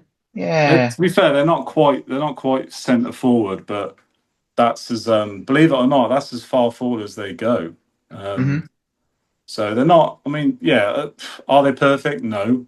But as I said, that the thing I like about them is you get the shimmer, which is similar to the kettles, and two, I like the fact that when you do your controlling for your programming, you have got 5 colors of LEDs to modify. So you haven't just got like, you're not limited on your color spectrum really, which I think does sort of help a little bit. I said generally that TMC guaranteed money back guarantee. Yeah, guarantee when they ultimately go wrong. Stop it. But to be fair though, the one set I've had for because I had them on an older tank, I've probably had them 2 years. So as I said, I have had a set before. I've had a set prior as well, and I've on a freshwater tank. I've never had a problem with them. But there's an LFS down. Go on, Jim. We make fun of TMC all the time, and I mean, I don't know what's the price. Where do they fall in the price range of everything else? Like J-Bo's fine, we make fun of it, but yeah, fuck you. It died in a year, but I could buy 10 for the same price as something else. Where's TMC? So for a dual pair, which is what these are, and obviously I've got 2 sets. I don't know if they even make them anymore because they've just brought out. I think they've got the newest style out now, which is the P5 or something. The P5. What are they called? Phytons. They're called photons. Yeah. Yeah. Photons, yeah. 365 quid for 2. Yeah, they're about 370, which isn't like they're not super cheap, but they're not as expensive as some of the other one. But then saying that, so for the first set on this tank, that the right side, I paid £200 for those used, and then this second side, the left side, which I've just added not long ago, I paid £150 for them. So I'm kind of like £350 in for lighting on a 5-foot tank is pretty cheap, really, to me anyway. But that's brilliant. But I mean, like, if money was no object, I'm not even entirely sure what I would run. If money was no object, I'd probably have the ATI strap on. But I don't know. Like Radions, I do like the Radions, but I've never been. Some people sort of 50-50 on them with the sort of color spectrum, so I don't know how I'd find them really. But I'll do your deal on a strap on, Dan, if you want one. Yeah. Is that a Love Honey? Yeah, Love Honey special. Yeah. But yeah, Dan, there's an LFS down near me in Margate, down near me, and he's got he loves those lights you've got, and he's running them over his soft and LPS tank, and he absolutely loves them. Yeah. He raves about them. I'll show you. Because yes, go on. On your when you was watching the end of your tank, she keeps asking me, so I'm going to ask: is that the room you flooded? The door was open? Yeah, she's here. She keeps fucking annoying me, but keeps poking him. Have you not seen it on the stream? Yeah, it is. Yeah, hold on. That is the room with the RO in it. That's what she was asking. Yeah, and the room is full of shite at the minute. But yeah, the floor's still wrecked, and I've still got the cat stuff in there. So, but like as I said, this at the minute, I mean that's because that corner over there. That's where the NIOS products. Yeah. This is, to be fair, this is all the stuff. Sniff them out anywhere. Yeah, see that. What a nice pussy. Oh, for fuck's sake. That's another clip. Clip that. Clip that. Yeah, that's Milo. That is so. Yeah. Oh, it's actually fucking alive. Oh shit. Oh, it's one of those fake cats. It's just you, Dave, that's used to shagging dead ones anyway. Yeah. Is it stone? Can't run away from me then. That corner, the corner here is where the old 3-foot used to be. So, but I've still got to change this TV stand, and we've still got to put pictures back up in this room because obviously because it's been decorated, we've got no pictures back up yet. So, well, the stand matches your aquarium, mate. Yeah. Yeah. That's a lot of tank in that. That's a small room. Yeah. It's not. Of course, I'm American, so rooms are bigger here, apparently. Yeah. I mean, I'd love to have like here, we just don't have basements, do we, or anything really. I'd love to have just something beneath, or I suppose the closest we have is like a garage or an outbuilding of some description, isn't it? But I mean, it's basement's bigger than everybody's house over there. Yep. Yeah, I mean this house isn't massive. We've got a separate kitchen, but we haven't got a separate living dining room. So this is like our living dining room with a 5-foot frag tank in it. So it's like I'm definitely You're doing all right, Dan, aren't you? You're doing all right. Yeah, no, that's fantastic. My family are very understanding, should I say, like accommodating, really. But it does drive me at the wall sometimes. Like do you remember when I said the other week when I had that leak that when I flooded when we were out and we came back and it was all down the hallway. That I wasn't. I didn't score any brownie points that day. I'll tell you that. Did you have to sleep on the couch that night? No, I didn't, thankfully. But what colour is your carpet in there, Dan? It's just a lino in that room, Steve. So in your living room there.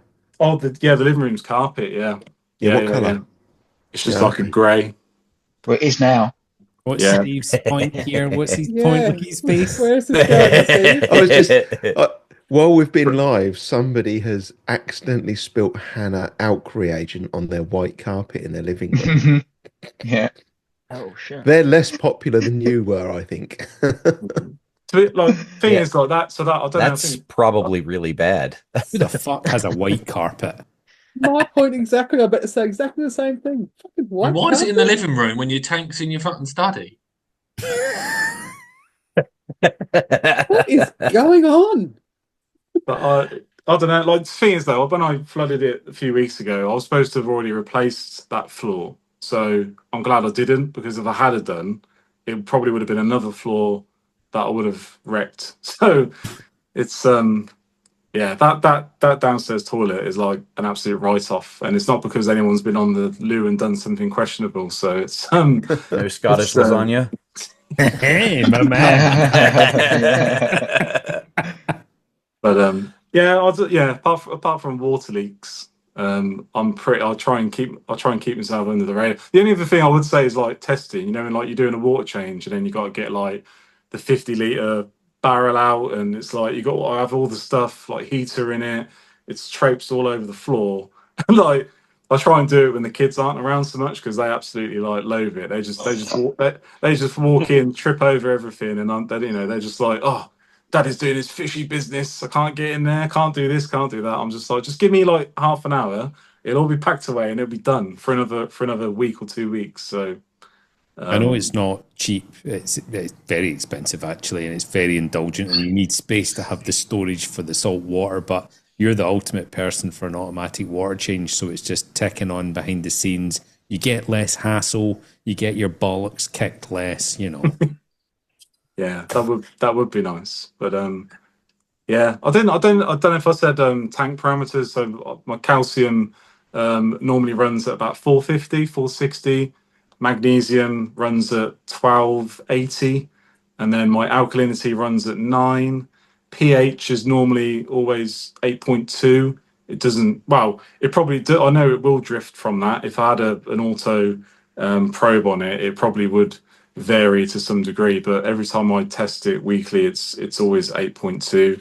Salinity is always 1.025. Phosphate did go. I had it really high, so I think Harry said his was like 0.01. I had mine the other week. It was just at 1, so it was like it was really high. I've got it down to 0.70 now, which is still really high. But I don't think parameter wise. How are you finding the NIOS stuff, Dan? Really good. Yeah, I did my second water change yesterday. 50 litres.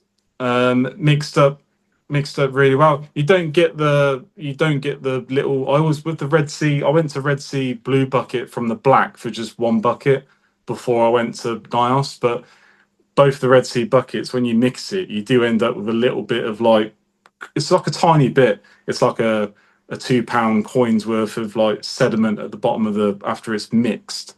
And that's a very specific amount of sediment. Did you weigh it? Yeah. Did it have the king's head on it?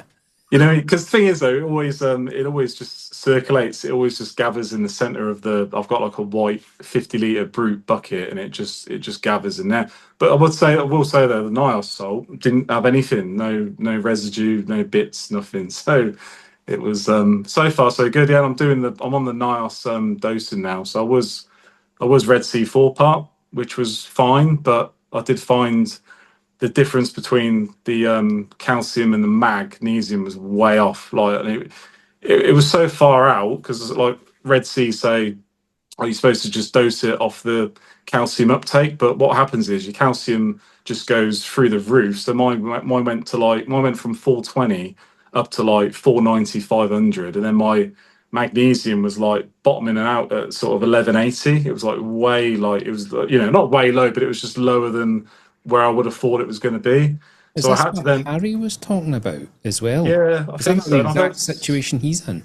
Yeah, someone else had it as well, I think, on one of the lives. But then interestingly, they said all they did was, which is pretty much what I did. They were just counter buffering the one for the other. So rather than it being equal parts, they were then dosing less calcium but more magnesium. But then that kind of goes against the whole 4-part program, because they say they're supposed to just be completely mostly level with each dose, but it just wasn't. So I did, to be fair though, I did start getting growth, so I wouldn't say I didn't get growth doing it, because I did.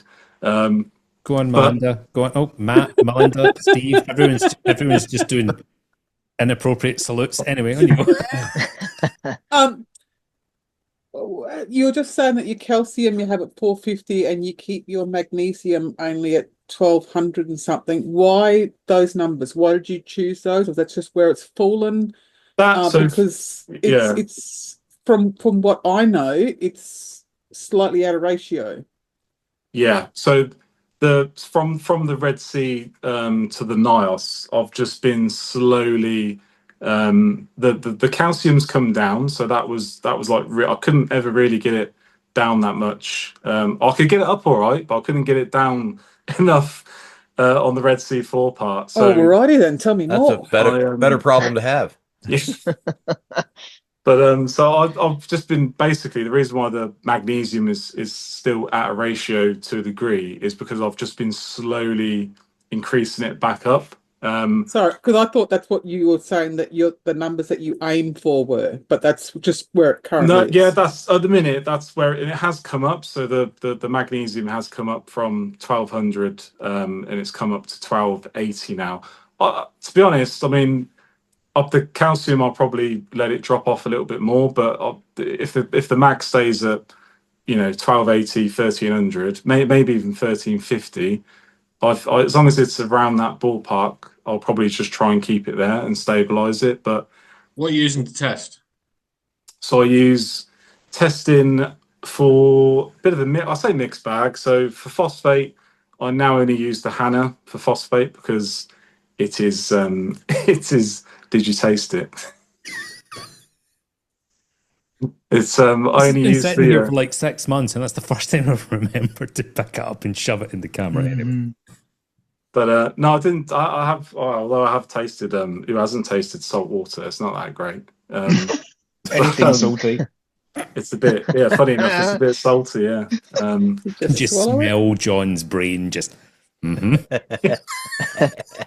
But so I use the Hannah phosphate for phosphate, and then I use a little bit of a mix really. So I use Red Sea. I don't know if it's I don't think it's their Pro Kit, but it's the one that's got the little vial that you then to press in. You can shake it as you're doing it. So I use the Red Sea for calcium and alkalinity, and then I use Salifert for pretty much the rest. So for like magnesium is Salifert, nitrate is Salifert, and that's pretty much like about all I'm doing really. I do still test weekly. One thing I will say is like you probably don't necessarily have to test your mag and calcium weekly, but because I've like gone from Red Sea to Nios, I'm still doing it weekly because I just think, why not? So it's just like, but I just log it. Well, that's one thing I say I've always done is test. It's just like weekly testing is just like a law really for me. It's just I think you've got to be in. But then funny thing is, interestingly, Matt was saying about my PAR. So I've never tested for PAR,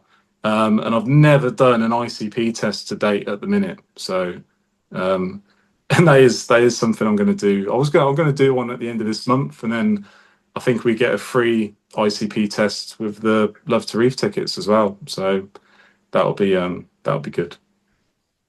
I'm going to buy my Aqua H tickets today. Yeah. Well, I was going to do it live, but I thought it would just be fucking rude to be so distracted. It'd be like Tom. Yeah, just paying me bills. Not even listening. What? That's interesting. Fucking. So you're gonna go to the Saturday or the Sunday, Ron? I'm going to buy a weekend ticket because my life is so fucking unbelievable difficult to organise something. If I book the Saturday, I'll only make it on the Sunday, and if I book the Sunday, I'll only make the Saturday. So I'm just going to say you're going to go to both days. Well, I mean, if I can go to both days, I will. But I think Ronald McDonald, one day's enough. You're going to dress up as a clown? Well, I was thinking he dresses like that every day. What do you mean dress up? Yeah, he dresses like that every day. So I got a question, Dan. You said earlier that you're dealing with the white spot and you're gonna pull all the fish and treat. Yeah. Do you I've never heard that that's a good treatment. I mean, you've got little fish in there. You've got what does everybody think about that? Like, there are usually you get white spot in the tank. You just full of white spot.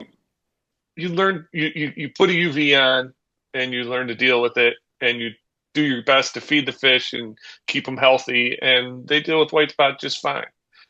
Yeah, I'd hope so. I mean, after the Polylab treatment, the Tomini and the butterfly have still got 1 or 2 spots. I mean, for me, I said if it would clear up on its own, I'd be happy. I'll probably, for that to probably even happen or to even help, I probably would have to put even more higher wattage UV on it. Put you in touch with the cheap one.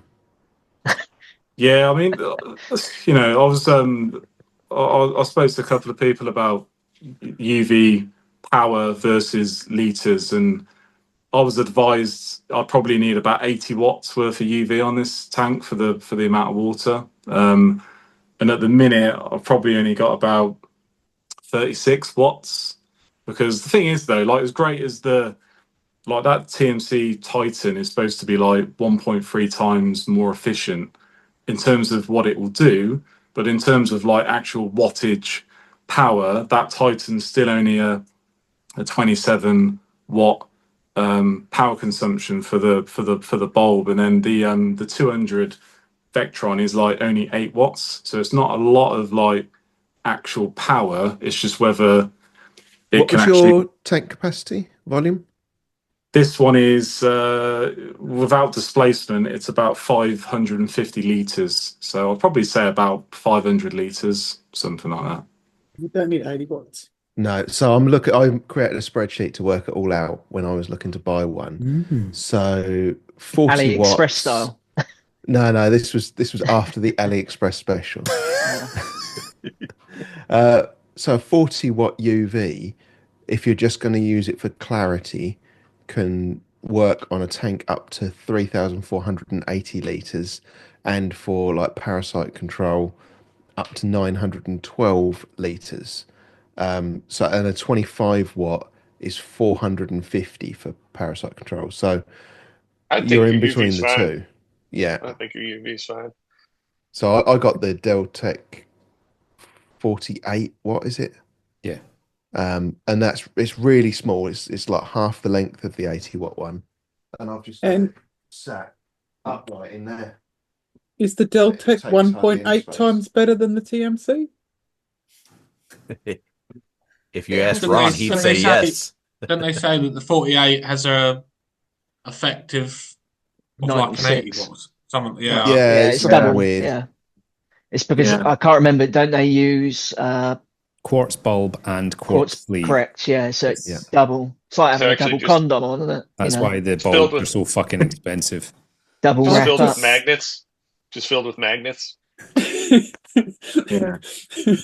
I've just never heard anybody say that TMC is 1.3 times better than any fucking thing. No, TMC's great. I'm only going what it says on the box. Don't hold me to that. Yeah, I think that UV's good. That UV's totally fine for what you're doing. I mean, what do you? How's it? Do you have a separate pump feeding through the UV, or is it through your return? Or no, it's a separate pump. Yeah, separate pump. Is it adjustable flow? The pump. Adjustable flow. Yeah, it's got a controller. Just slow it down. Just slow it down. It's on the slowest it will pump. So still doesn't change the fact that the life cycle of the cryptocharya inheritance has gone into the Theron, the Tomon stage. The chances of it all going through that. It's so complex, isn't it? The thing is, as well, if you quarantine your fish and then it goes in and it spooks out, can't stress lead to white spot. 100%. You could do more damage. Yeah. So you could quarantine everything, and then within 2 weeks of being back in there, you put another fish in after being quarantined for 4 weeks. Well, just the fact you'll be netting them out and dicking about with them and putting them somewhere else, and then that's a stress. It's funny because Zach Budnick is sitting silently, and he will be disagreeing with all of this. Speak up, Zach. People are, But then Yeah, you've but he's also a got like pro. your fish out, invertebrate, treat right? them. Treat them. He's a pro. Yes. He's got setups. Like, what are you going to do? You're gonna go fallow for 2 months and have your fish in a quarantine tank for two. Yeah, I don't. So I didn't. What happened was, I had white spots. I saw 1 or 2 spots after that. After the butterfly went in, I started dosing Polylab because I just thought because I read a load of stuff as you do. 95% of people were saying it doesn't do an absolute thing. It doesn't work at all. But I thought I'd dose it because it's reef safe. There's probably, but I thought give it a shot. But it's expensive, like 37 quid a bottle. Yeah, I think it is. Mm-hmm. It's like you look at it and you wouldn't even use it if you had that as a salt shaker on the table for dinner. You just knock it off because it just looks like an absolute waste of time. But what about a vinegar bottle? Yeah, Like Ron's some got some vinegar, here. don't we, Ron? Yeah. Got a table full of them. I just don't get it. I'm sorry, I just don't fucking get it. And is it definitely white spot? Yeah. What have you got, Melinda? What's that? $4 a bottle. Hydrogen peroxide? Same fucking shit as Polyp Lab. Yeah. Save your money. Hydrogen peroxide is something else I've got a dong desk. try. I bet you fucking do. Yeah. That is covered in Have dong. Have you got a dong on that desk? Well, It means something totally different for Melinda. But then, so when the first bottle of Polylab ran out, I sort of left it. It was just before I put the bigger UV on it, and then what happened was within about a week, the white spot went really bad. I mean, at that point, then the Tomini tang was like absolutely like riddled in it, and I was just thinking, please, yeah. And then I was just thinking, well, so then I put the UV on it, and I thought I'll do one more bottle of Polylab to see if I can sort of reduce it because it did seem to reduce what I was seeing. I just don't think it completely got rid of it. But then Lee, the one-arm reefer, he was saying you've got to dose at just the higher volume of what they're saying to dose, which is probably a fair point. I think if you're doing the higher dose of it. Go on, Melinda. Go on, Mel. That's the life cycle, Dan. You'll see it on the fish for a week and then 3 weeks of it not being on the fish. So it's not 3 weeks of you've gotten rid of it.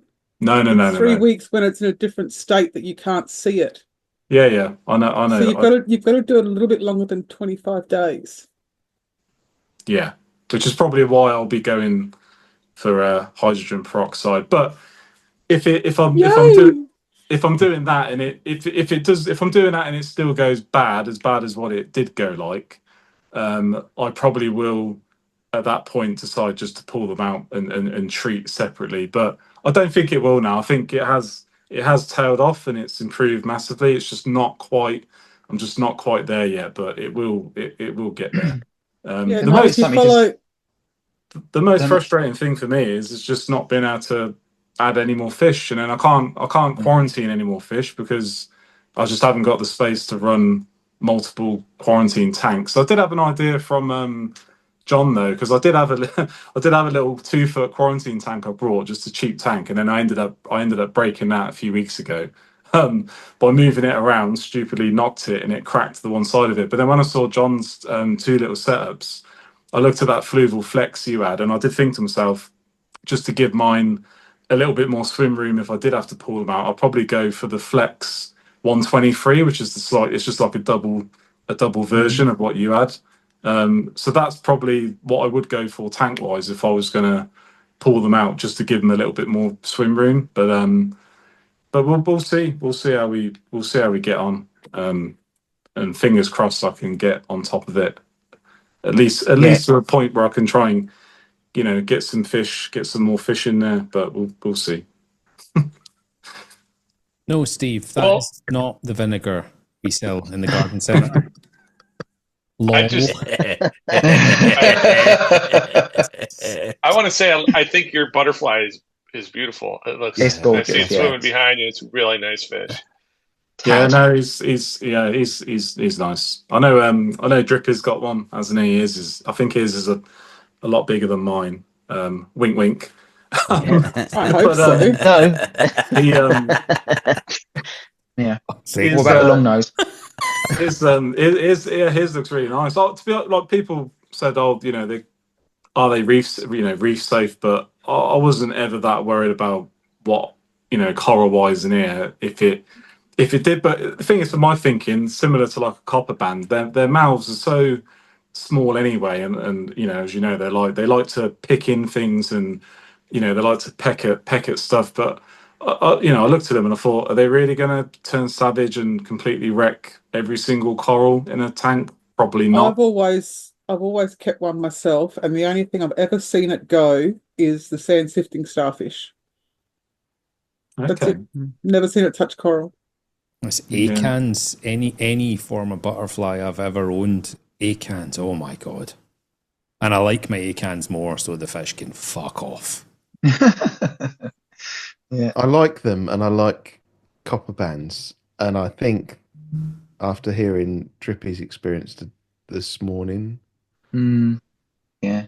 Another thing to mitigate, to sort of, Drippy is absolutely correct. This one, to be fair, all the fish in here, they eat like pigs, and then the butterfly was weird though. So when he went in, absolutely fine, no aggression from any of the fish. But for the first like 2 days, he wasn't that keen on eating anything frozen, and I was thinking, Still stressed. you know, so I went and got some. Live food, and I ordered some of the.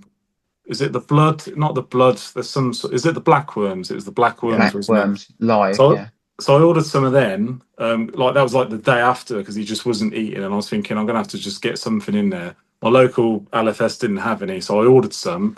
They came like 2 days after I ordered them, which was fine. But then day 2, just for some random reason, I just fed again, and he just was then at it like, you know, nobody's business, and he's been eating fine ever since, like an absolute pig. So he doesn't, because I just feed on I've got like a little AP print feeding thing at the top side of the tank. I just drop the frozen food in there, and he's like the first one up there. He'll go up there first because he can get in and start pecking at it as it's like dissolving. He just goes up there and has himself a little buffet. So, and to be fair, the tangs do go up there, but they don't ever like bash him out of the way, or he's not a fragile fish. It's just probably my favourite fish I've had to date, bar the Tomini. But then with the Tomini, I do agree with Drippy this morning. They don't for algae and as an actual work fish, if that's even a thing. They're not very good at all. I think you buy a Tomini. I like the Tomini just because I like the look of the fish. I wasn't buying it because I was trying to get it to do a job, but they're not. They're like the sort of fish that likes to finish at 3 o'clock every day. You know, just like clock off and be done. A wrong fish. They get their staff in to do the cleaning. Shots fired. Actually, if it was a wrong fish, he wouldn't work. Ooh. Ooh, double down. I could just see someone getting booted. It's hilarious to me that not one other person touches my tanks. Not one other human being, other than the big one in the shop. Everything else, the farm, everything, me. Every single bit of it. So laugh it up, funny fuck. I love it. I think they're a bit. I think by what I've seen from it, I think they'd probably be a bit more successful than a copper band. But then, like with the stocking I've got in here, it did cross my mind to try a copper band down the line because I've not got masses of like aggression. But then I do wonder how the two of them, the copper band and butterfly longnose, would get on. Whether they'd be bickering, I don't really know. But I'll probably just stick to this butterfly and be done. I must say though, since I've had him, I started looking at other butterfly fish and sort of seeing which ones are reef safe, which ones aren't. Because I generally I do prefer my tangs. Like I do like tangs, but it's you know, there's only so many tangs you can put in a tank unless you've got something absolutely massive, which I haven't. How do you feed your tank? So feeding wise, I do normally three feeds a day, and I feed a mix of mysis is like my prominent one. There's like a mussel. trying to think of the brand of food, but there's like a mussel mix that I feed, and that was mainly for the butterfly to try and get him feeding, but they all seem to like it, and it's like a sort of like curry sort of color in the blister pack. That's got like chopped mussels and bits and pieces in it, so I feed that. I feed a brine shrimp with like garlic infused. I've been feeding that since the white spot, just to try and get a bit more garlic. Obviously, they do have the tangs do have a bit of nori, but they don't like nori sheets, which is really weird. Like, so all the tangs I've had, even the sailfin and the regal, even when I put them on a clip, they never particularly go for the nori sheets. It might have just Do been. They prefer a nice kind of plush duvet? Yeah, so well, maybe I don't know. Jesus. But I used to just I brought algae flakes, which I know some people don't like feeding flake anything in their tank because it just makes a bit of a mess. But the algae flakes, I started feeding that, and all the tangs seem to prefer it. I don't know why over the nori. It might have just been the brand of nori sheets I was using. Probably is what, because I didn't ever try another brand. I just thought, let me just try the algae flakes and I'll see if that works. And I don't put loads in. They normally get that 3-4 times a week, but I don't. I've been feeding more since the white spot because I've just been trying to make sure they've got a good supply of stuff going in. Do you struggle with appetite with them? Because you said you use the mysis with garlic in. Yeah. No, the brine shrimp with garlic, that was mainly just because of the white spot. I just wanted to put something else in there that was like infused with garlic. Because I think the garlic is only put in there to make them eat it. Yeah, it does. It's a complete myth. The whole I'm going to put myself out here, but garlic does fuck all for white spot. Yeah, it probably does. Even the TMC blister packs, Ron. I thought them fucking things would be amazing. Nothing wrong with our food. There's nothing wrong with our food. I don't know, man. I can see it self-combusting in my freezer. Yeah, 100% of the time. Mine too. Some of the time. What nori was it, Dan?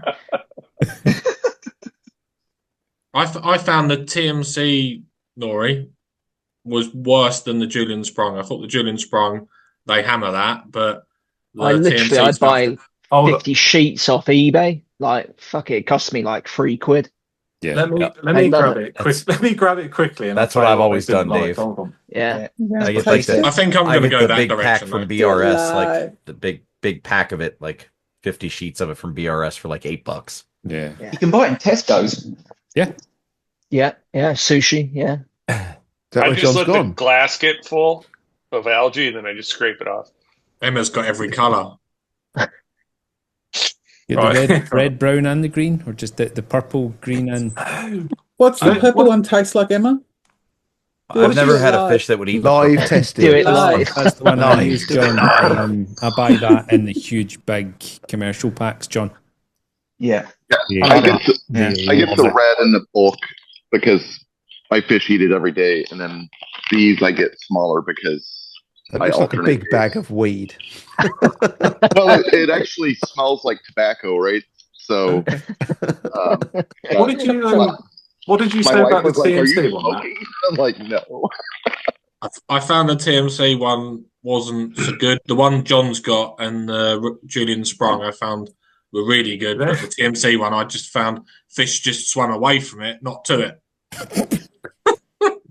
That's the opposite of what you're supposed to do. I was just going to say, mine comes in like this fucking pack. It's 50 odd sheets, maybe 100. I'm not sure what it comes with, but it costs like £4 off eBay. You're going to find it. So the original nori sheets I brought, this was like way back. So I've not used this for a long time. Didn't pay attention when I picked it up in the shop, but it's quite comical now. I've just gone and dug it out of the drawer to see which one it was. In it.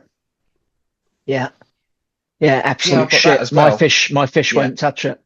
Seriously, that's not yours won't either.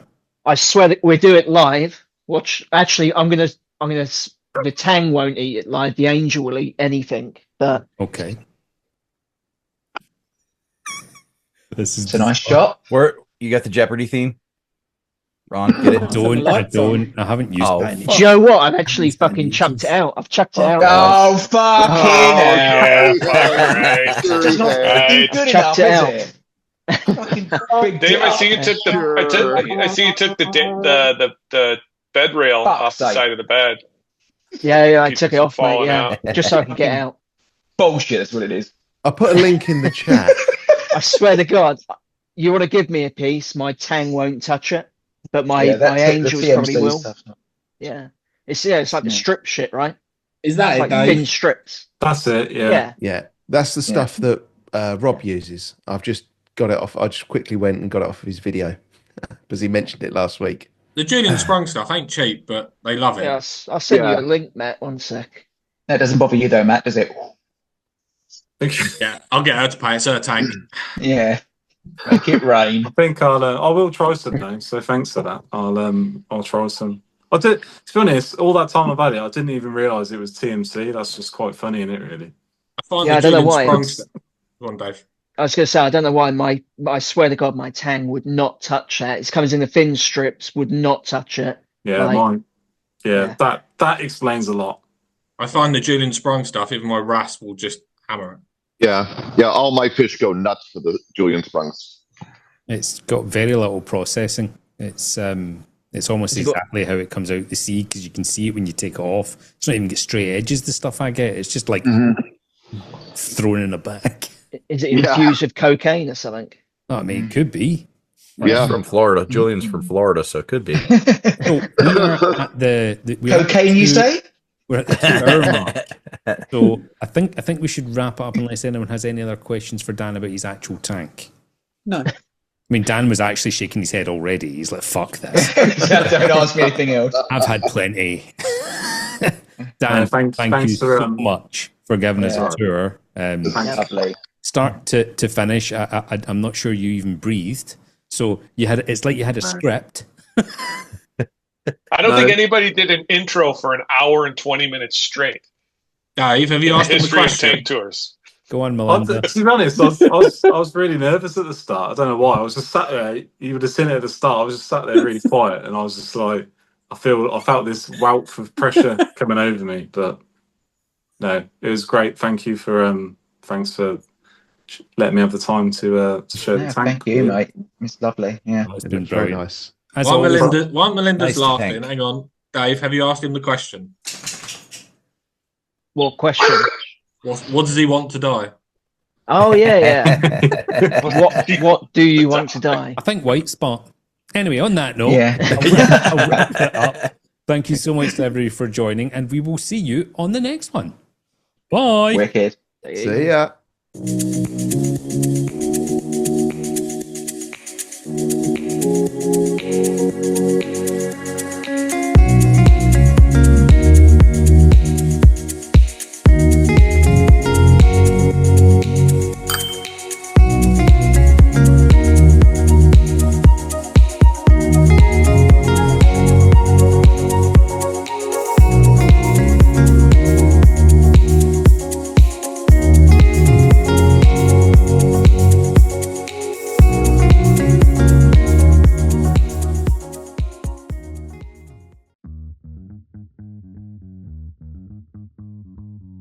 Hey, Maddie.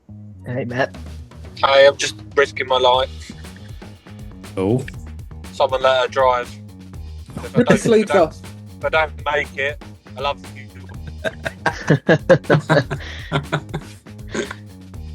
Well, that's one of your testicles getting fucking smashed, isn't it? Jason, you do look fucking wonderful. Happy birthday. Yeah, my wife, she thought this was a great idea. I think it's amazing. She's out there cackling right now. I can hear her. She's like, well, she's a fucking genius. She's a genius. Ron says you're a genius, honey. She's out there giggling. Although her choice in men. Oh, yeah, very questionable. Very questionable. She tells me that all the time. I don't know what I'm doing here. I know your taste in men's pretty good, though, so you know. Yes, mine's excellent. I don't know. She fucked it all up, though. Yeah. Who forgot to send the hat to Jason? I know. Well, thanks, Matt. Is that while driving? Yes. Yep. Finger No, sex he's while driving. passenger princess right now. Yeah, I'm passenger princess. I'm shotgun. Why are you passenger? Because I want to be on the tank tour. So He's living on priorities. He's living on the edge here. Thank you, Roxanne. That's very kind of you. Yes, thank you. I think everyone would prefer to have you on than Matt, though. Anyway, Steve, I am not posting your corals to that address. No fucking way. Chlamydia King. What? The woman at the post office, when I gave her your parcel, she was like, that's a very interesting name. Yeah, and we'll see what my staff think of when it turns up at the garden centre, won't we? Yes. Be hard. At least you know where to send it back to. That's true. I did read that name as well. Yeah. Mucus Tunnel, I think the name was. Yeah, I think it's Mucus Love Tunnel. Mucus Love Tunnel. Lovely. Congratulations on winning a box of coral, Steve, for not even being there. Yeah. Oh no, I was there. I was wallpapering, so I was listening, but I wasn't able to participate. But yeah, Harry, you're a legend. Thank you very much. And I actually had a live session with Ron earlier on. Oh yeah. That sounds a bit. That's like an extra bonus that came with it. Oh my. That sounds very personal. Dave, have you broken that towel in yet? Yeah, man. Yep. Oh yeah. It's all ready for you now. That's what I'm talking about. Got two ball sweats all over it, pal, and it's all yours. Yes. Birthday present. 2 ball sweats. That's what I'm talking about. No, Steve and I, we did a live shopping thing with video chat, and yeah, I gave him some suggestions. He fucked them all off and chose his own. Anyway, there you go. That wasn't pay by minute. Sounds about right. Yeah. I've got Sounds to get a little this on France. site. Anyway, Jim, I've got my goblet. Oh, sweet. That's coffee. Sweet. Coffee goblet. Yeah, coffee goblet. Awesome. Look, Coffee look at this goblet. shit. My other goblet. Tea bags.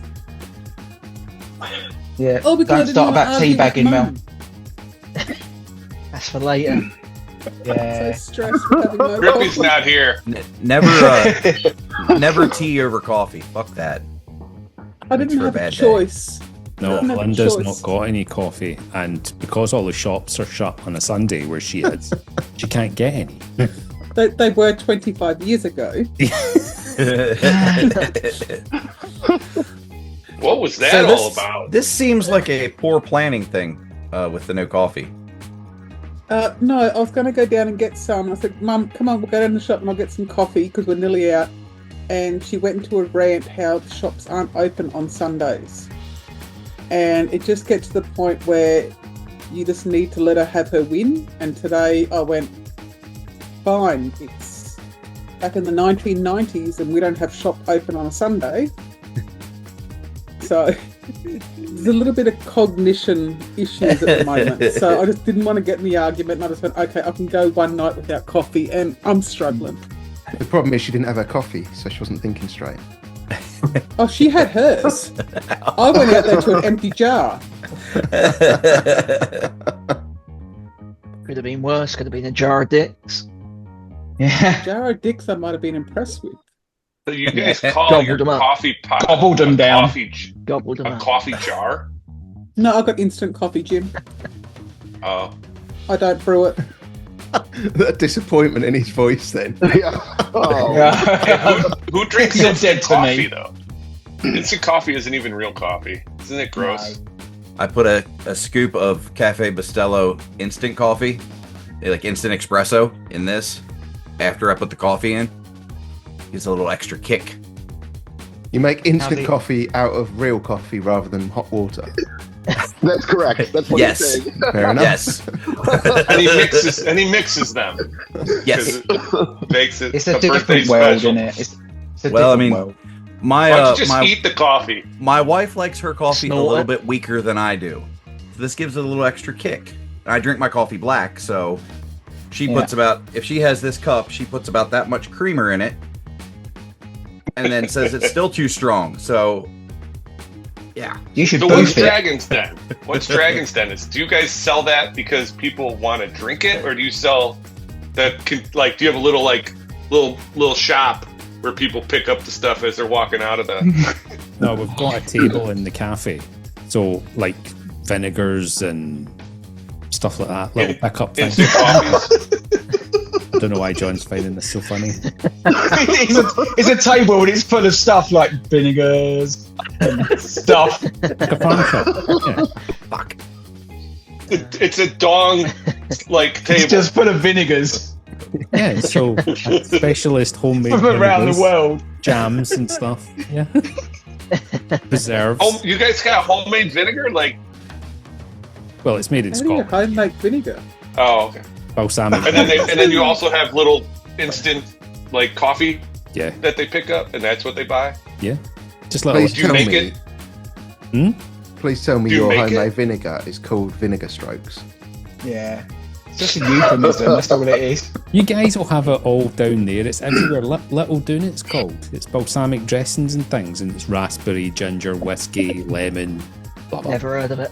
The dressing. Vinegar? The raspberry dressing. Yeah, so it's balsamic vinegar, but it's flavoured. With It's raspberries. absolutely incredible. That's the. You've never heard of that's the, raspberry malted vinaigrette? Yeah. No. Yeah. Yeah. Little bougie. Really? Little bougie. Just saying. Raspberry We have vinaigrette's the best. Uh-huh. We have a little store by us that's all imported and custom vinegars and oils, so you can Well, I mix don't. up I don't use salad fancy dressing. salad That's probably dressings why. and stuff. You don't What do do you what? just I don't do salad dressing. you just eat the Naked. rabbit food like plain? She just smashes it lettuce. into her face. Yeah. You smear Vegemite on it? No, but I have beetroot. It's always beetroot. Yes. Beetroot's You great. do like that vinegary pickled flavour through it. And tin corn. That adds moisture. What corn? Tinned corn.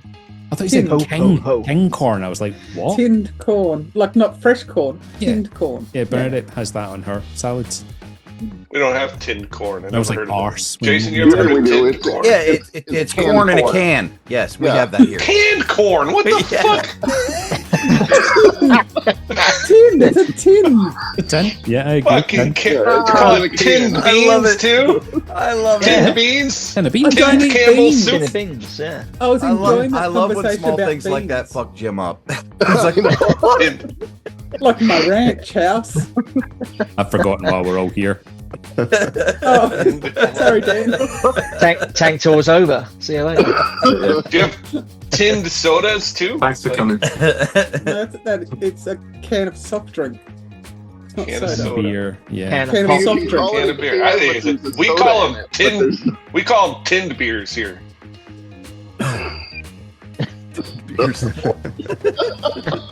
Well, in Australia, you call them tinnies, don't you? Yeah, as long as we're not ordering Fosters, you can call it whatever we like.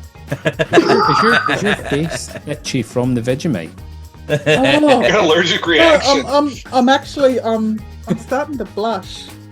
I don't know why. I was tempted to ask Sam that in the stream this morning. Do you all use Vegemite as face No, masks? or Sam saw that. Like at the end when you replayed it, Sam had just logged in. I'm like, Sam, stop watching. Stop watching. Yeah. I was so embarrassed. Did he miss the part about with Drippy? Yeah. Yeah. Oh, that's a damn My shame. mother didn't. Were you, And when my comment popped up going, yeah, let's get a room, it's on, Mum was like, oh, Melinda. She enjoyed it otherwise. But she was asking where Steve was. Where's the man with the lipstick? I said, Mummy doesn't wear lipstick. I haven't shown her the Annie picture. But she saw a stream and she said, oh, his lips are so red. Does he wear lipstick? And I'm like, Yeah, he "No, does." Mum." I'm starting to wonder. Yeah, on the weekends. I saw it firsthand yesterday, mate. Yeah. No Very denying it. excited, very excited. Oh. Salty Banter live next week. oh, I'm so mad I'm going to miss it. Very excited.